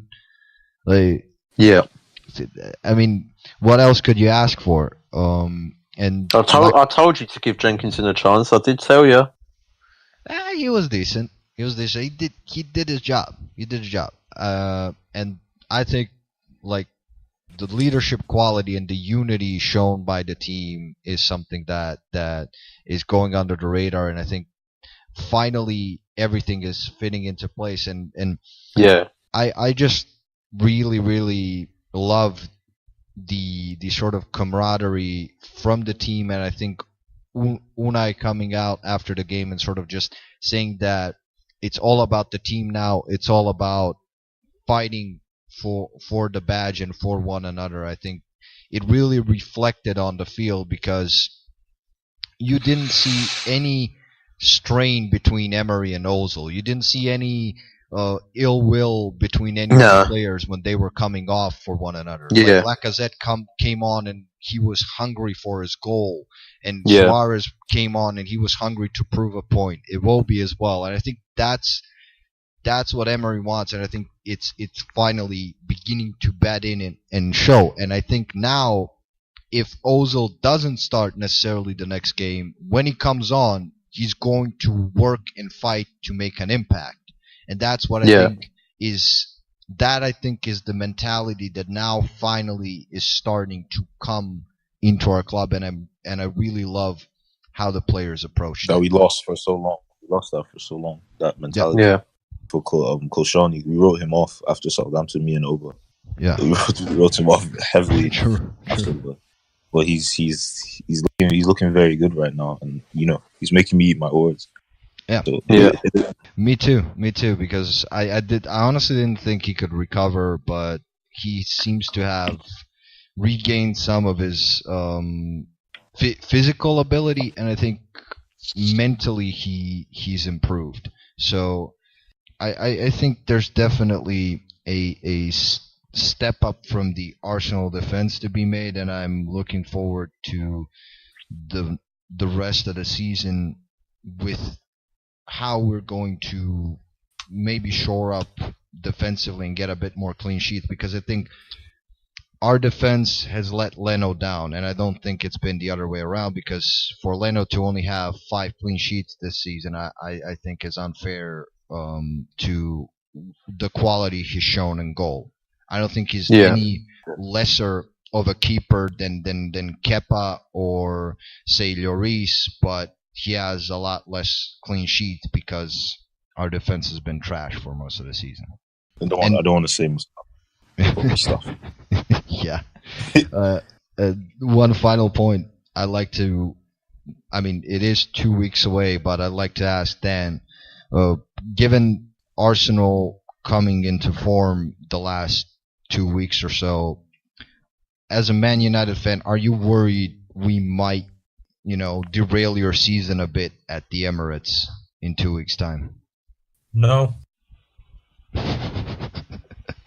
Confidence, I see. No Lingard, but Martial will be dancing at the Emirates. I think in all fairness, I think both at the present moment, both United and Arsenal fans have a right to be confident at the present moment. Yeah. It depends. I just want to see Tottenham. Because Arsenal, we kind of we go into this form and then let's Tottenham. One game at a time. Let's just hope we get 3 points against Tottenham, then we can concentrate on Rennes. Yeah, and then like I said, to not disappoint myself, I've pictured it for weeks now. Baby Shark at the Emirates. I've pictured it. Whether it's any of these other players, I just pictured them dancing. So let's hope Ozil, Laka, Aubameyang, and Mkhitaryan get more handshakes in there than they get dances. I can't lie. Now more than any other time, I would love to be United. I don't think I've ever wanted to beat United. Then I can't deal with this anymore because we've had the chances. It's not like before they used to just come and like blitz us like nothing. But now we're actually gaining possession, getting chances, but we keep missing. Players keep getting injured every single game, and these cheap mistakes just keep costing us. But United is a quality side, and I feel like if it just depends on us. It depends on how we're gonna approach that game. But let's not look at that game for now. Let's look at Spurs. Let's get Spurs over with, and then we'll see what's going on. Socrates on the Lacazette free kick absolutely bulldozed 7 people in a wall. Sorry. That was insane. Socrates bulldozing 7 people in a wall. Like that was insane. He's a machine. Like that guy, I love that dude. I mean, he's my favorite player in ages. Like that guy is he's an absolute throwback to like a Martin Keown. Like he's a complete lunatic, and I love it. Yeah. Time for our signature segment, the Rant Battle. Rant. He's bloody missed it! What a prat! What a prat! Pink boots! It's the pink boots! You look like a tin of salmon! You bloody idiot! Battle. Made him go in there, and he made him flip cheeseburgers. He made him go. He made him do something. Hold on, Teddy. But his character allowed him still to walk the guy down. Wait a minute, Teddy. Why? Because they know they don't have a leg to stand on. That's why. Oh, this is beautiful. This is just beautiful. Parading his butt with that fucking NFC Championship trophy. I am sick and tired. Tony, kick us off. Yep, so my rant this week is about fans turning up for games and leaving early. Now, I don't know about you, but I think you should either be on one or two sides. You either A, you don't like the situation at the club and you boycott like I have and not turn up completely, or B, if you're actually going to turn up, you stay till the end. Now, some people might have the excuse of, the transport, I've got to leave early, I want to avoid traffic. This is the reason why we don't have an intimidating 12th man atmosphere at the Emirates.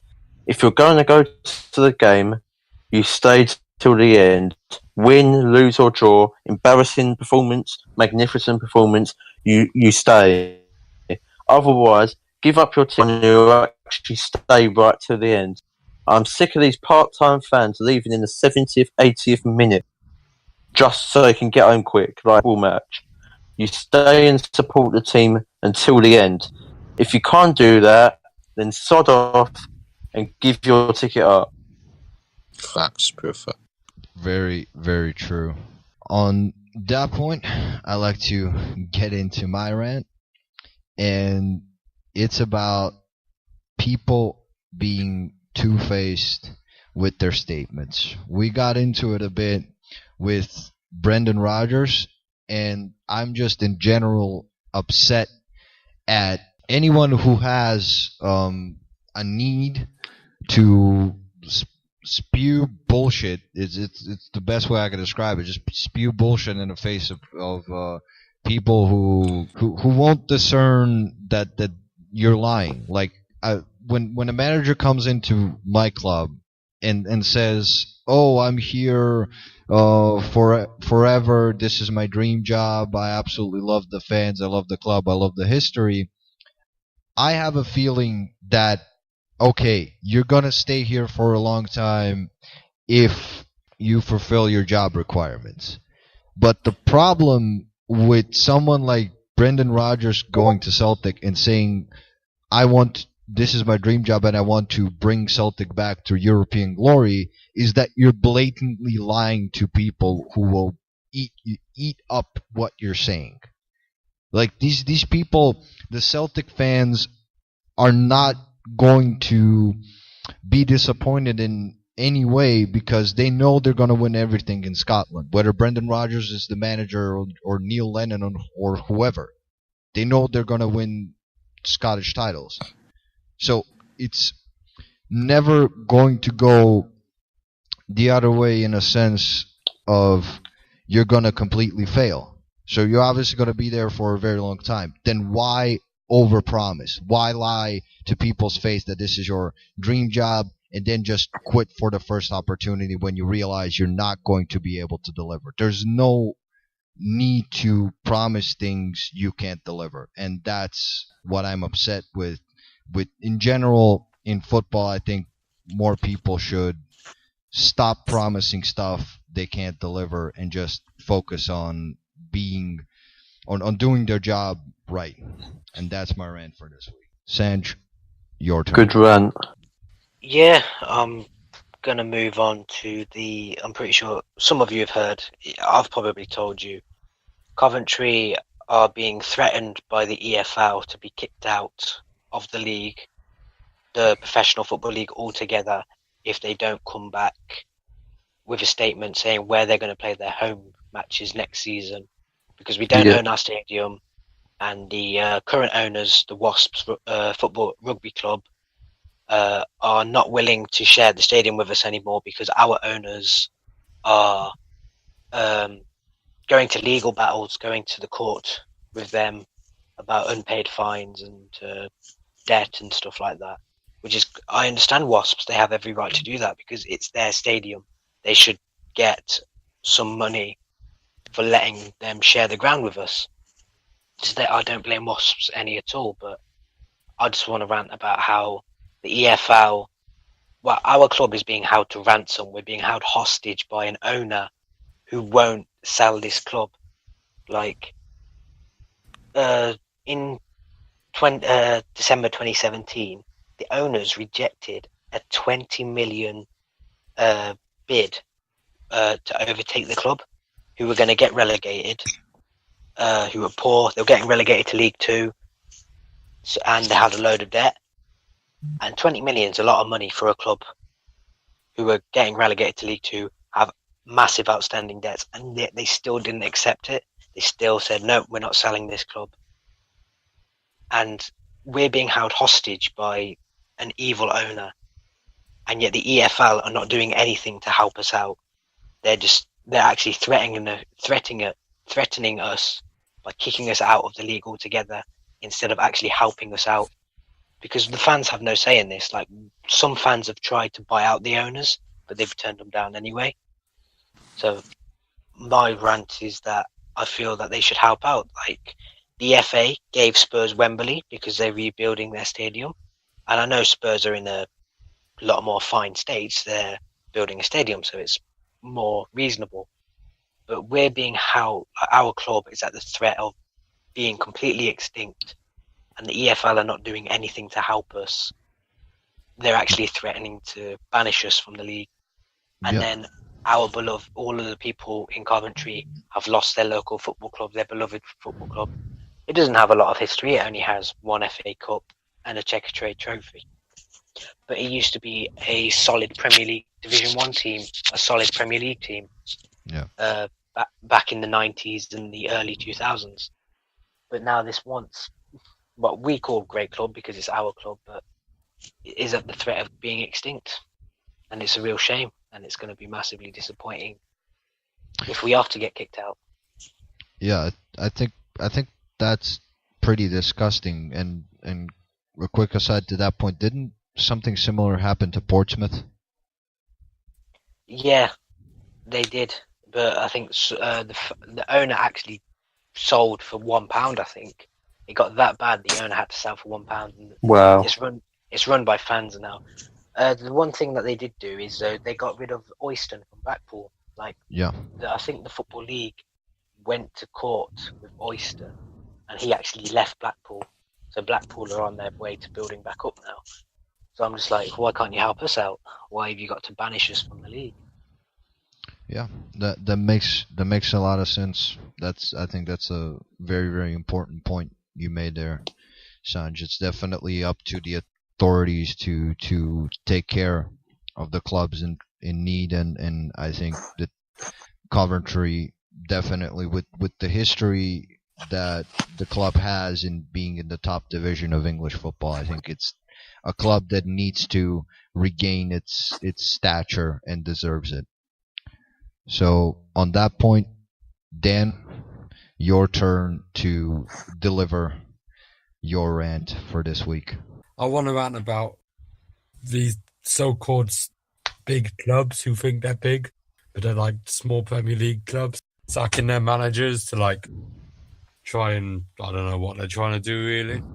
It's like, you've got Leicester sacking Claude Puel, which, understandably, if you've got Brendan Rodgers lined up, I can kind of see where they're getting at. But then you've got Fulham sacking Claudio Ranieri after like 3 weeks, I think, or something after hiring 4 5 weeks. It hasn't been long anyway. I think it's just a bit pathetic, really. They think they're like bigger than they're not. I don't think Fulham should have sacked the manager they had in first place, whatever his name was. Djokanovic or something? Slaviša Jokanovic. Yeah, there you go. I don't think they should have sacked him because if they're going to go down, he's probably the man to kind of help them in the Championship. And that the exact same with Huddersfield Town. David Wagner, whatever his name is. Yeah. I think it was end of December, beginning of January. I think he would have been a perfect man back in the Championship. Yeah. I think he actually went by mutual consent, but... Well, so did Mourinho. Mourinho went by mutual consent, but we all know what happened. But I think it's, like, especially with Leicester, because Leicester I've sacked managers after, like, winning the Premier League and stuff, and no one seems to give these managers any time anymore. And I think it should come into some sort of rule, like, where you can't sack a manager during the season. Like, or if you do, it has to be, I don't know, because it just seems to become a regular occurrence. And if you're going to give someone a contract, live up to that contract. It's like you expect players to live up to their contract. But then you haven't got clubs living up to the contracts of the managers. Yeah, that's a fair point. That's a very good point. Can I like fully explain my point on youth that I was trying to make? Okay, yeah. Okay, rant about youth development. Good. Go. All right, okay. Because to be honest, right, I've been thinking about this for a while, and when I look at players like Jadon Sancho, Jadon Sancho has been destroying youth levels since Watford. He has been destroying. There's so many players in that division that are so much better than everyone around them. Bukayo Saka is one of them.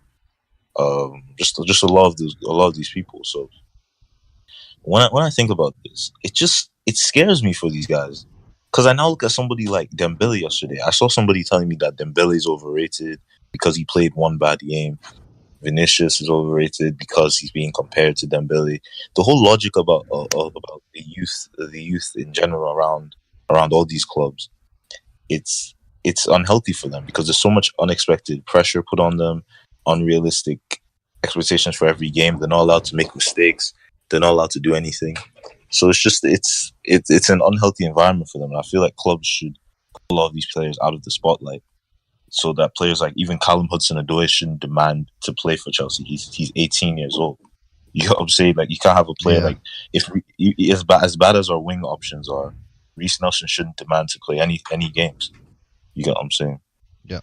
That's just my only feeling on it. That was basically what I was trying to say earlier from in the chat.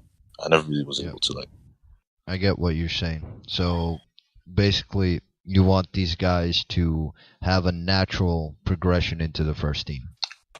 Yes, like the class of '92 type thing. Those guys were slowly pushed in. remember, everyone, the viewers, like, share, subscribe, and rate all of our rants. Which one you think is the best at rant_boys on Twitter with the hashtag rantboysrants. Definitely rate, subscribe, and review. And now it's time for Tony's favorite segment of the week, the transfer segment. Tony, go.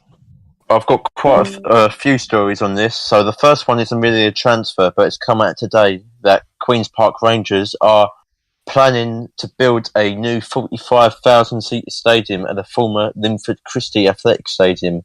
So QPR coming out of big ambitions there, surely to try and boost them to get back into the Premier League after quite a few seasons out. So that's interesting. But transfer-wise, I'll start off with, and United fans should be happy to hear this, David De Gea is reportedly close to signing a new deal at Manchester United worth £375,000 a week. Dan, what's your thoughts on this? I am so devastated, man. That is... Oh. Nah, honestly. I've heard a few reports of that recently anyway, but there's not a more important player in our team than David De Gea. Yeah, I agree. But £375,000 a week, he's certainly earned every penny of that. Yeah, I mean, I'd double that anyway. Like, if you let him staying, I wouldn't mind double. Yeah. Yep. What do you think of this, Sanj, as a Liverpool fan, seeing one of your rivals, Manchester United, keeping their best player? If it just wasn't for that damn fax machine in Madrid, United would be a mid-table club. Oh. Those can of worms have been opened, man. Sanj has done it. It's true though. Like, he saves them so many points. Yeah. He is unreal. He is probably the best goalkeeper in the world now. Yeah. He doesn't do it on the international stage, which is a bit weird. But for United, season in, season out, he does inhumane things. Like, I've jokingly called him out, saying he's not human. He shouldn't be playing in this sport. He's obviously an alien. Yeah. He's an alien in human disguise. What are your thoughts on this, Alba? Well, I think that De Gea is an absolute brilliant keeper. I think he's an unbelievable player. I think he's United's best player. And I think if they can get him locked up, it's definitely bad news for the rest of us in the Premier League, because we have to deal with that guy. You know, when you finally get through United's defense, you're bound to run into De Gea saving 2 or 3 sitters in a big game, and that's always tough when those big chances don't go in. And it's not necessarily that your strikers don't score; it's mostly that De Gea just reads where they're gonna go. So it's bad news for the rest of us if he's re-signing, but it's definitely great news for Man United and Ole Gunnar Solskjaer. So sticking with Manchester United, another out of Manchester United, and one of my close sources, as I like to say, has given a lot of credit behind this, is that Manchester United are reportedly monitoring and keeping an eye on Ivan Rakitic from Barcelona. What are your thoughts on this, Dan? I don't know. I mean, I'll be surprised if we sign anyone, so anyone's a bonus, I guess.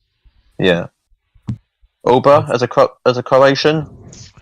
Well, I mean, I've heard talk of Rakitic leaving Barcelona, and I actually know why, because it's been around the Croatian papers and the Croatian journalism circles that he was not happy with his contract. He is one of the underpaid players in Barcelona, given how important he is for them and how much he plays. I think they've extended him once since he signed from Sevilla.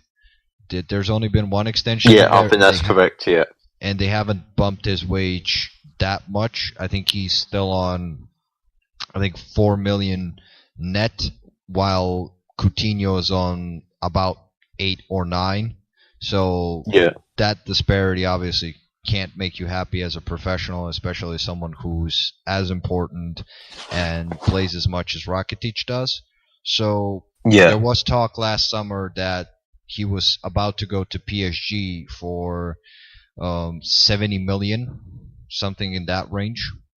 And Valverde actually talked him into staying with the goal of winning the Champions League at Barcelona again, which Rakitic, of course, did once before with Luis Enrique. So he accepted, but he issued an ultimatum reportedly demanding that Barcelona extend his contract by the end of the season. That obviously doesn't look like it's going to happen, so Rakitic is looking for a new club and a bigger payday, and rightfully so. So I think moving to the Premier League might be good on that front, but I think Rakitic definitely should explore a move to a club like Juventus, probably, and I think it's far more probable with his agent and his representatives, and he'd be a better fit at Juventus than say a Man United. Yeah. What are your thoughts on this, Sanj? Yeah, I'd probably have to agree with Uber, really. He's 30 years old, isn't he? So yeah. I'm not sure if that's a great signing for United, because it could be just like another Alexis Sanchez, or like when they signed Bastian Schweinsteiger, like he clearly passed Schweinsteiger. Yeah. They just sort of signed him for his name, sort of type thing. That transfer, that Schweinsteiger transfer, was a huge shock for me. It just came out of nowhere. Yeah, but on that point, you said Rakitic. Rakitic isn't necessarily a guy who relies that much on physical ability per se. He's not fast or necessarily super athletic to begin with. He is someone who has tremendous stamina, and he is reasonably quick, especially with the ball at his feet. He is agile, but he's not someone who relies on his athleticism as much as he relies on his brain, which is why I think that in the Premier League he'd do just fine. But again, I'd like to ask Woogie whether you think that maybe Rakitic is better suited to a slower, more tactical league like Serie A. You just read my mind. I was actually about to suggest Inter Milan. That's what I was suggesting, because I mean Inter lack a lot of creativity. There's a lot of creation. I mean Croatians there, so I could see him fitting in nicely at Inter Milan. I follow, along with Arsenal, Inter Milan's basically, the team that I like the most. Like I follow them a lot, so I watch a lot of their game. And Icardi needs somebody like an Ozil, like a Modric, not really a Modric, but just a creative spark. So I could see him going there. It seems like it's a good league to go slow down and wind down your career, in my opinion. And you can make a lot of money off Inter because the board isn't really intelligent. So but on that point, there is, and this is confirmed by Gab Marcotti and Paolo Bandini and the guys that have connections, and David Amoyal actually on Calcioland podcast, and our podcast about the Italian league. All of these reporters that have connections in Italy have confirmed that there is friction in the Inter locker room, basically between the South American faction that is kind of favoring Icardi and the Slavic faction headed by Handanovic, Perisic, and Brozovic, sort of.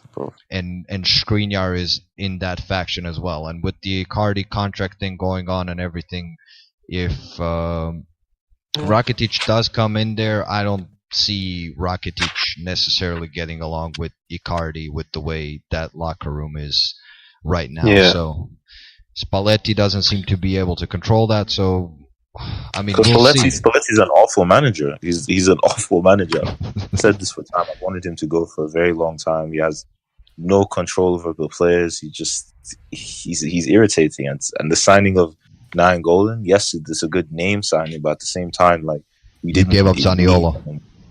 Yeah, somebody like that. Just creativity. That's what we needed. And he signed Nainggolan. It's a joke, man. Sticking with Barcelona though, a piece of good news and confirmation that's come out of Barcelona. Jordi Alba has signed a new deal for them, which now reportedly has a £428 million buyout clause. What are your thoughts on that? That's ridiculous. Jordi Alba is probably the best left back in the world right now. I would say. So, that is a huge equates to €500 million, €420 million at buyout clause. Any news on the wages? There's no news so far about the wages. That still has to come out, but we do know it does feature that huge buyout clause. Yeah, because I read basically the fact that Barca had to pick between Rakitic and Alba because Alba's contract was running out next summer, and Rakitic's contract was running out in 2021, and Rakitic had made a demand to bump his salary up, and so did Jordi Alba. But with the Coutinho signings, because of financial fair play, they couldn't re-sign. They could only re-sign one of them, so they have to sell someone. So obviously, it came down. It looks like Rakitic is off. Yeah, it looks like Rakitic is off, and since they signed Frankie De Jong will obviously be a Busquets replacement, and Alenya will slot into midfield.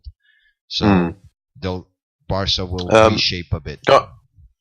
Another player, this is also seeming to leave Spain, but this time leaving Real Madrid, is Marcelo. Marcelo, having spent 13 seasons at Real Madrid, seems to be edging closer to a move to Juventus to join back up with Cristiano Ronaldo. Sanj, what are your thoughts on this? Sanj? I'm here. I think they were best mates at Real Madrid, weren't they? They were really close, yeah. And it's almost as if they miss each other and they need each other.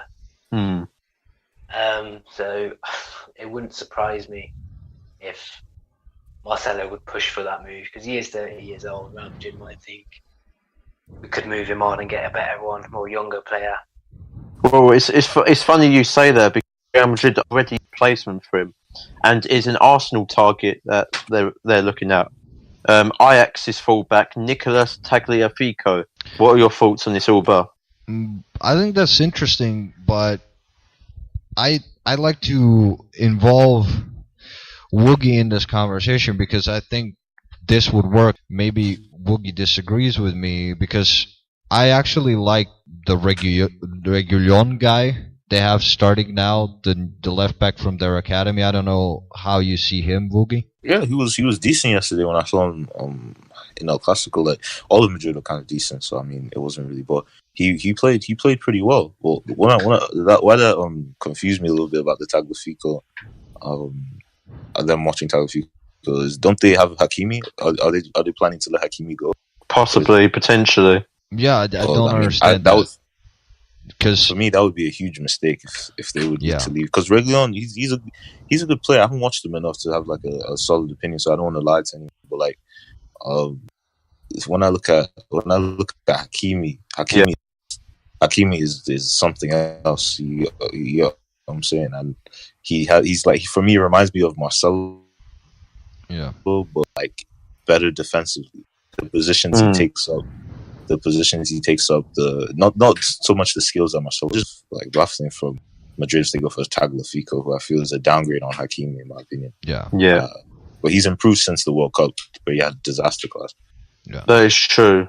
I like to, on that point, like, just say, I think Reguilon is really solid. I think he's a really young player, and I think he's developing just fine. And I think he's another one of those players that could prove to be very cost effective for Real Madrid, in terms of you don't have to pay any fee for him. He's decent, and I think if you bring Hakimi back, obviously Hakimi can play on both flanks. He is a 2-footed fullback. He's really, really brilliant technically. So he's special.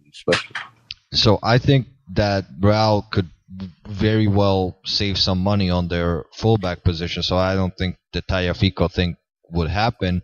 And I think if they're selling Marcelo, if anything, I think they should try and include Alexandro in some sort of swap deal, because Alexandro does have a lot of injury problems. He isn't he isn't healthy consistently.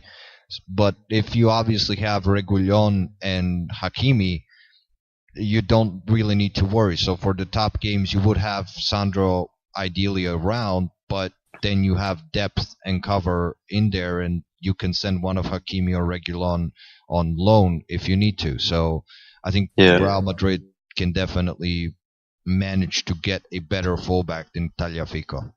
I've just got four quick more stories. Can I just say one thing real quick? I just want to get everyone's quick opinion on this because I was thinking about this Madrid team last year, but then they went on and won the Champions League like they always do, and all my Madrid friends say I was wrong. But I'm saying that these guys have won 4 Champions Leagues and they've won everything. A lot of them are getting very comfortable. Modric is one, Bale is one. These are world class players. But I was thinking that last year, before they won the Champions League against Liverpool, this is before the season started, I said that I think they just need to refresh a lot of the squad, a lot of the older players, a lot of the players who are a bit comfortable. You know, a lot of the players that are good, but not like at that level of Madrid good, where they're trying to win more Champions Leagues. You know what I'm saying? So I just wanted to know your opinion. Like, what would you say about the sale of somebody like a Modric or a Kroos? What would you say about that? I don't think that necessarily. I specifically, I don't think that the guys in that midfield are comfortable. I don't think that I agree. Kroos or Casemiro don't have hunger. I specifically think that the guys up front are the main source of the sort of the comfort mentality seeping in. The Benzema and the Bales, I think Lucas Vazquez especially. Isco as well. Isco. I think Isco, Benzema, and Bale are sort of the main guys in that sort of triumvirate of comfort, if you will. Yeah. We talked about Bale earlier in the show and his whole thing about being in Spain for 5 years and not learning fluent Spanish and sort of just basically playing golf instead of hanging out with his teammates. And recently there was a story about him blowing off a team dinner and stuff. So in my do you reckon it's more to do with him being homesick? It might be, but I think it's also there's just a general mentality of I've won everything, I've scored big goals. Like exactly. What else? Yeah. Why do I need to go and rehab sort of over time instead of like I can just go out and play golf? Like my ankle is messed up. I did my rehab instead of doing extra rehab. I could just go home and get on the golf course and just mess around. That's what I'm saying. Like you say you didn't see it in the midfield. I see it a lot in Kroos. I see Kroos has won everything and more. Yeah. So I look at Kroos, and Kroos doesn't look as hungry as he once was at Madrid. He just doesn't. I'd agree with I'd agree with Toni Kroos. I'd agree with him. With Modric, just on who he is just impossible. If you know anything about who this guy is, it's impossible for him to not be hungry. Like his entire story, the guy's a war refugee. Like his entire life, he is just driven by being better. It's like it's literally overcoming odds. It's his entire You mean Kroos or Modric? Modric. Oh no, Modric. I don't take anything away from Modric. I just think Modric is a bit he's getting older. I just feel like maybe he's starting to. I think the World Cup drained him a lot. I think he's come alive in the second part of the season with the winter break and everything. I mean, his age is starting to tell a bit, just in terms of how many games he can play and look fresh. I think they need to manage his legs. An example. Yeah, I think more. Real Madrid need to manage Modric's legs, but in general, I think he's still good for another 2 or 3 seasons on that level, because he is like Rakitic. He's not a physical player. He's a guy who is very, very mental, quick mentally, and excellent technically. And I don't think he needs to. Just like I think Luka Modric going into the next stage of his career will sort of become a Andrea Pirlo figure. Mm. I don't know if you agree with that, Woogie. Yeah, I can see that happening. I think that he has to mold his game a bit, in my opinion, because I feel that he still tries to be young Modric. Like he hasn't molded his game. It's the same thing I say about Ozil. I want to see Ozil change his game up a little bit, because as he gets older, I see him doing it though. He drops deep more. He tries to receive the ball. He tries to make things happen from deep, and I think that's what Modric needs to start. Even though I don't know how to explain what I'm saying, but I feel he needs to change his game to suit his legs. I think Luka Modric consciously hasn't moved his game a bit deeper yet, and hasn't asked the coaches to play him deeper and in a more loose role intentionally, because I think he understands, and I think he shows that he still has 2-3 years. I think he has 2 years at least left at this level in this role, if he's managed properly by giving rest in sort of the games against the Getafes and all of the the crap teams in Spain. Sort of give him a rest here and there so he doesn't wear out that soon. And I think that's the only thing with him that needs to be managed. And later on in his career, I legitimately think, much like Pirlo, Luka Modric is such a generational talent in terms of mental sharpness on the field and technical ability, that he will play until he's 38, 40. Not for the national team and not as many games for his club, but he will play at a reasonably high level into his late 30s, just because of the type of player he is. So going on to another player, we spoke about Mauro Icardi already. Another team has come in to the limelight of being interested in him, and that is their arch rival Napoli, who are reportedly interested in Icardi. What are your thoughts on that, Woogie? Well, like I said, I follow Inter a lot, and Napoli have to look elsewhere, because there's no way he's leaving Inter. He put out a statement today saying how much he loves Inter, how much a long statement. It wasn't one of those quick Fabian Delphs kind of things where he just says it and then leaves 2 weeks later. It was a very long statement, and I think he's going to fight for his place. And to be honest, as much as I love Brozovic, Perisic, and all these guys, I personally would sell them to keep Icardi. I'm sorry, Icardi is a huge part of what I want to see. They're quality players, Perisic and Brozovic, but Icardi is. I don't want to lose Icardi. What do you go on? I understand what you mean by that, Woogie, but Ken, I wouldn't trust one bit of what comes out from the Icardi camp. Yeah, because he's a waste man. Or what comes from Wanda. I would not trust Wanda with anything. So if Icardi can put out, Icardi can put out a million statements. He still wrote a book where he basically said that his buddies from Argentina will come over and beat up Inter Ultras and wow. And don't forget Wanda sucked off Maradona. Never forget that. I'd like to hear Sanj. What's your opinion on this about Napoli being interested in Icardi? Surely it would be sort of like the Italian version of Luis Figo joining Real Madrid when he left Barcelona. Well, that's interesting you say that, because Woogie, as someone who followed Inter, what would the reaction be, especially from the Inter Milan ultras, if Icardi became a Napoli player? I think it would be it wouldn't phase us as much as it would if he was to move to, say, AC Milan.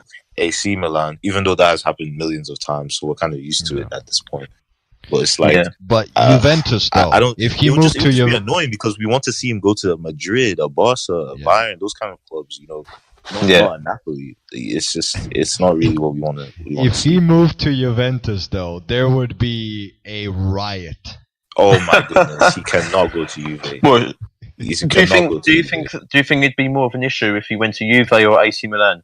No, definitely Juve. more of an issue if he went to Juve. I don't care about AC Milan. AC Milan, honestly, because Inter fans are kind of numb to it now because it's happened too many times. So it's just like it's like Sanchez going to Man U several times. It doesn't really phase us that much. It's basically Tony. It's kind of like, so when Carlos Tevez went from Manchester United to Manchester City, most United fans were bothered, but not that much. But if he had gone to Liverpool... Yeah, if he had gone to Liverpool, it would have been complete mayhem. Oh, hell. Yes, that's essentially the best example, honestly. Yeah. It's just annoying because Inter, it's just... We're much... For me, we're still one of the biggest clubs in Italy. Yes, we have a lot of problems. We have a lot of just terrible management. Yeah. Well, you're the third biggest Italian club of all time behind AC Milan and Juve.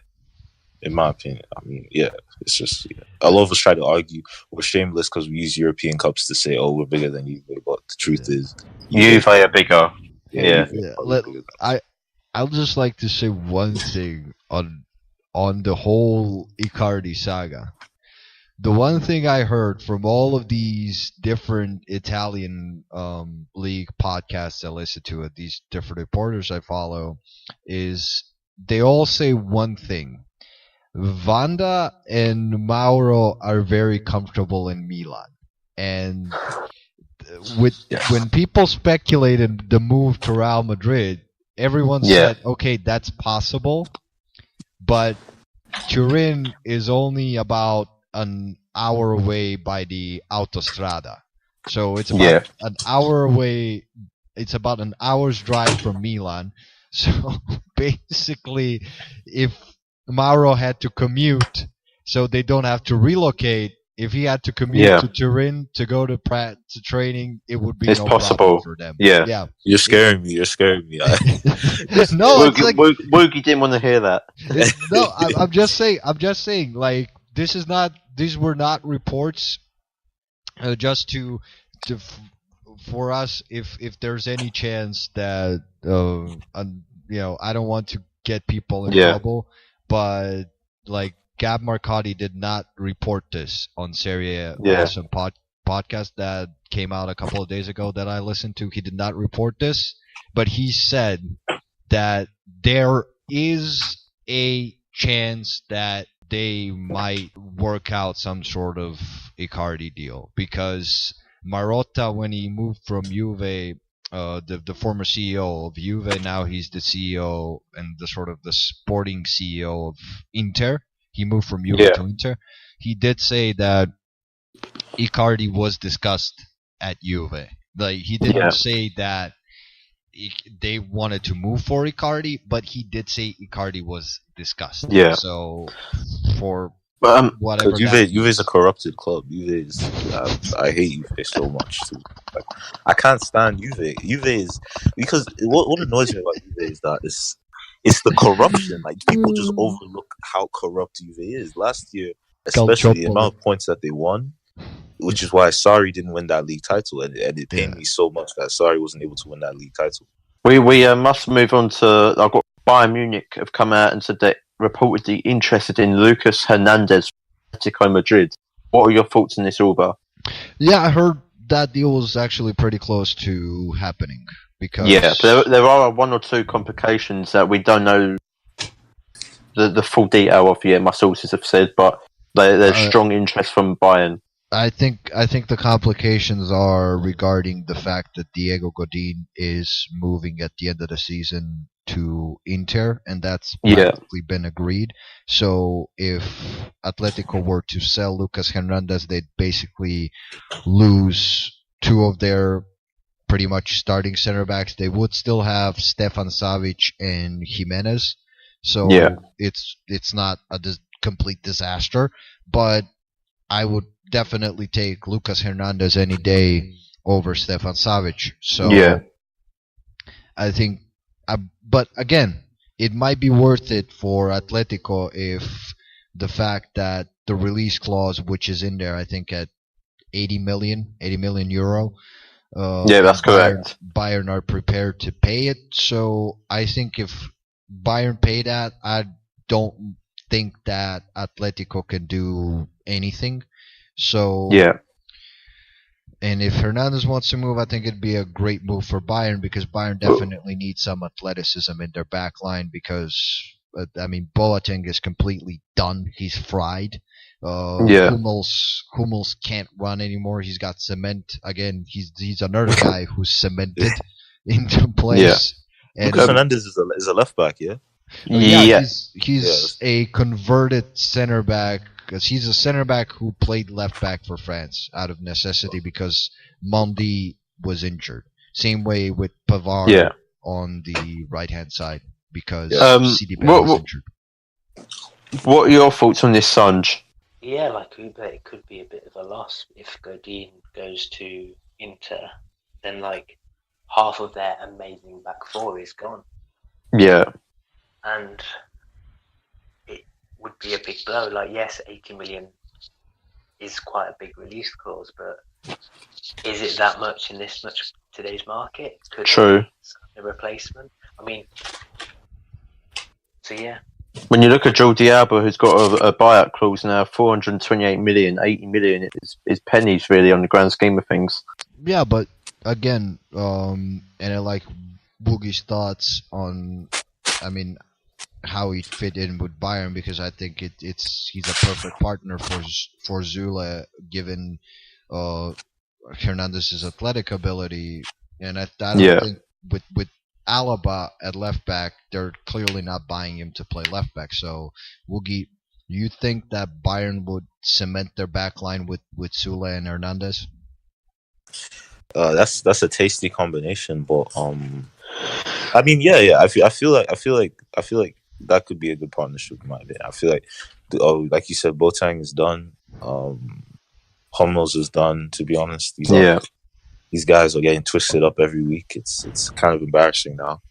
The fact that they declined. They still have Kimmich. Kimmich is a right back. Yeah. But I mean, they still got like Kimmich. I think is a highly underrated back in my opinion. Oh, trust me, he is going to be a legendary left. I feel like right back. People are really. Philip Lahm 2.0. I remember seeing Kimmich play like before he became like big, and I was like, this guy is impressive. Like, I even bought him on FIFA when I played FIFA. I bought him for Arsenal. Yeah, I was like, if this guy came to us, I'd be like, oh damn man, I'd be happy. I mean, another one that I'm telling you, now that the World Cup hype has died down, people have to really, really do this Pavard. Because this guy is incredible. These are players that I just see becoming. Pavard is a quality player. A good World Cup. I see these players becoming iconic players. Like on that point, Bayern have already locked up the Benjamin Pavard transfer. Yeah, so they have. That's done for. Why are they signing Hernandez then? I mean, options, competition. They want competition. Both sold. Yeah, but that's the thing. That's why they brought in Kovac. That's what I've said on a couple of podcasts now. They brought in Kovac to basically kick these guys, the old guys out the door nicely and get the new guys in. You know, that was basically the idea. No wonder they're going for all these like stockpiling wingers and midfielders and stuff like that. I mean, I rate what they're doing because that's how a football club, a big club, should be run. You know, that's how you do things. You look at Liverpool again. You see the way they take care of their players, get them down to good contracts. Replace the ones that are going, get good profits on them. I like what Bayern's doing. Just two more transfer stories, both coming out of Manchester United. I reported last week about United being interested in Benfica player João Felix. Juventus have apparently been linked with him now too. What are your thoughts on that? I feel like João Felix would be a good signing for Man United, but at the same time, I just don't think he's a player that would fit their system. In my opinion, I feel he's incredibly talented. He's incredibly, but I just think that they should look to find an out and out right winger instead of that kind of maverick type of player. I think they just need a right winger to just dribble down the line and cross the ball instead of just. There's different types of wingers that I'm talking, like, the Hazard types. Yeah. I think they just need like an out and out winger just to run at the byline and cross the ball. So that's basically why, or he gets some goals from that. Yeah, what are your thoughts on this Alba with Juventus now jumping in for Joao Felix? He's an interesting option, but I really don't see this with how much talent they have in general. They'll likely sell Douglas Costa, but again, they have Bernardeschi, they have Dybala, they have Ronaldo. I just don't see what's the purpose of Joao Felix. Where is he gonna play? That's what Juve is doing. I feel like they again, they're stockpiling so much. All these clubs are Barca's stockpiling midfielders, but I guess they have a plan to it. But I don't see Juve's plan with stockpiling all these midfielders. And now I'm seeing this, right? They're trying to sign Joao Felix. That doesn't make that much sense to me, especially when they have an academy as good as theirs. Yeah. Well, sticking with United, I'll save the best to last, as I've carried on a lot about this story, and there's a lot of concrete evidence behind it and a lot of strong links. Don't say Koulibaly. How did you guess? Oh no! They really where's Ash when you need him? Ash got a heads up that I was going to report on this, and he wants us to write this in the chat for him. Kalidou Koulibaly, as apparently to the pod. A couple of my sources have told me this and confirmed this, that Koulibaly has strongly announced his interest and is really eager to come and join Man United. What are your thoughts on this? I'm scared. I can't lie. I'm scared because Man United, that's one position. I told you the 3 signings I'm scared Man United are going to do, and they can actually go and win the league. I feel like they can go and do it next season if they make these 3 signings. A quality right winger in Bale and Koulibaly. And Koulibaly is just one of them. I'm seeing, because that back line with Lindelof and Koulibaly, that could be tasty for me. I told people to trust my sources. I'm telling you, the Koulibaly deal, I'm 99.999% sure that come the summer, Koulibaly will be a Manchester United player. One last thing on Koulibaly. I remember my dad's also an Arsenal fan, and when Koulibaly, I remember watching Koulibaly for Napoli, and the thing I noticed about him was his the only thing I had a problem with him was his position. His tackling was just it was crazy. Like, you looked at his tackling, the different ways he used to tackle, and you would be like, okay, if this guy could just improve his position, then he would be, and look, he has improved it. And I remember at that time, Mustafi around the same time was valued at. Mustafi got more experience, so he was valued at more. And we were linked to this guy, and I was so excited. I thought we were going to sign him, but then we signed Mustafi. Yeah. We signed a bigger reputation player.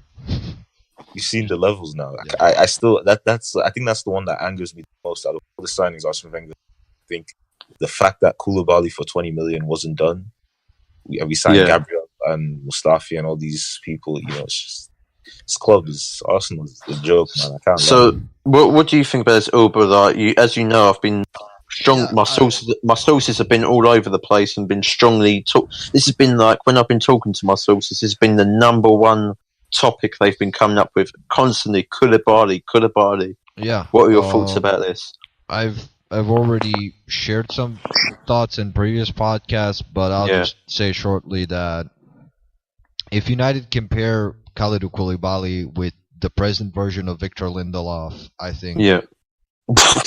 I think Liverpool and City should be concerned next season. If Solskjaer is the manager and they have Koulibaly plus Lindelof plus probably a decent right back, that back four will be very, very good. The thing is, though, it's looking highly. Just think about this. If they sign a good right back and they sign Koulibaly and there's Luke Shaw and there's De Gea behind them, like who's breaching that? That's Shaw, Lindelof, Koulibaly, Dalot. But the thing is, it's looking likely. Not if, it's in my opinion, it's when, unless something drastic happens. When Koulibaly becomes a United player, does this push Bale out? Eric Bailly, Do you think he'll go? Wait, what you call him? Did Bologna happen again? Bologna. Bologna. Come on. Bologna's back. Come on. Yeah. I think it might push Bailly out, but again, I think they'll still need depth, and I think they re-signed Smalling and Jones for a purpose, and I think they're basically auditioning for that fourth spot, and I think it's going to be. I personally don't rate. I think that for me, he has, yes, he can be good, but at the same time he's too old to be making these kind of like rash errors. That's why we look at Mustafi and he has a good game. I see the same thing in this Bailly where you're like, this guy can actually be good, but then just keeps making rash mistakes. Yeah, I'd like to get a view of a Liverpool fan, Sanj. Not if, like I said, unless something drastic happens, Koulibaly should end up a United player. How would you feel as a Liverpool fan with that? I'd be scared because I could just see in one game where we played him in the Champions League. Yeah, he was a superstar. He will literally be a Van Dijk signing for them. Yeah, and it's scary. It's really scary because I don't want Man United coming back to the big time. Like, I don't want United winning the league over us again. Yeah, could you imagine Koulibaly and Van Dijk in the same team? I mean, that would be just illegal. like that club would start with like a 10-point deduction at the start of each season, and still win the league. Yeah, probably. You start every game with they start every game 2 goals down because they won't concede. That was, I told you I left the best story to last. So I'd like to say thank you to all our viewers. Remember to like, share, and subscribe to our YouTube channel, and please follow us on Twitter at @rant_boys, where you can also vote on the best rant of the week with the hashtag #RantBoysRants, and we shall see you next week. And of course, thank you to our regulars. Thank you, Sanj, for being on with us. Thank you, Sanj. No worries, pleasure. Thanks to Dan, thanks to Woogie, and thanks to Ash in absence. He couldn't make it today, but he will return next week to give you some more spicy Man United takes. And on that note, Tony, this time next year, we'll be millionaires. Yeah. Goodbye, people. Goodbye.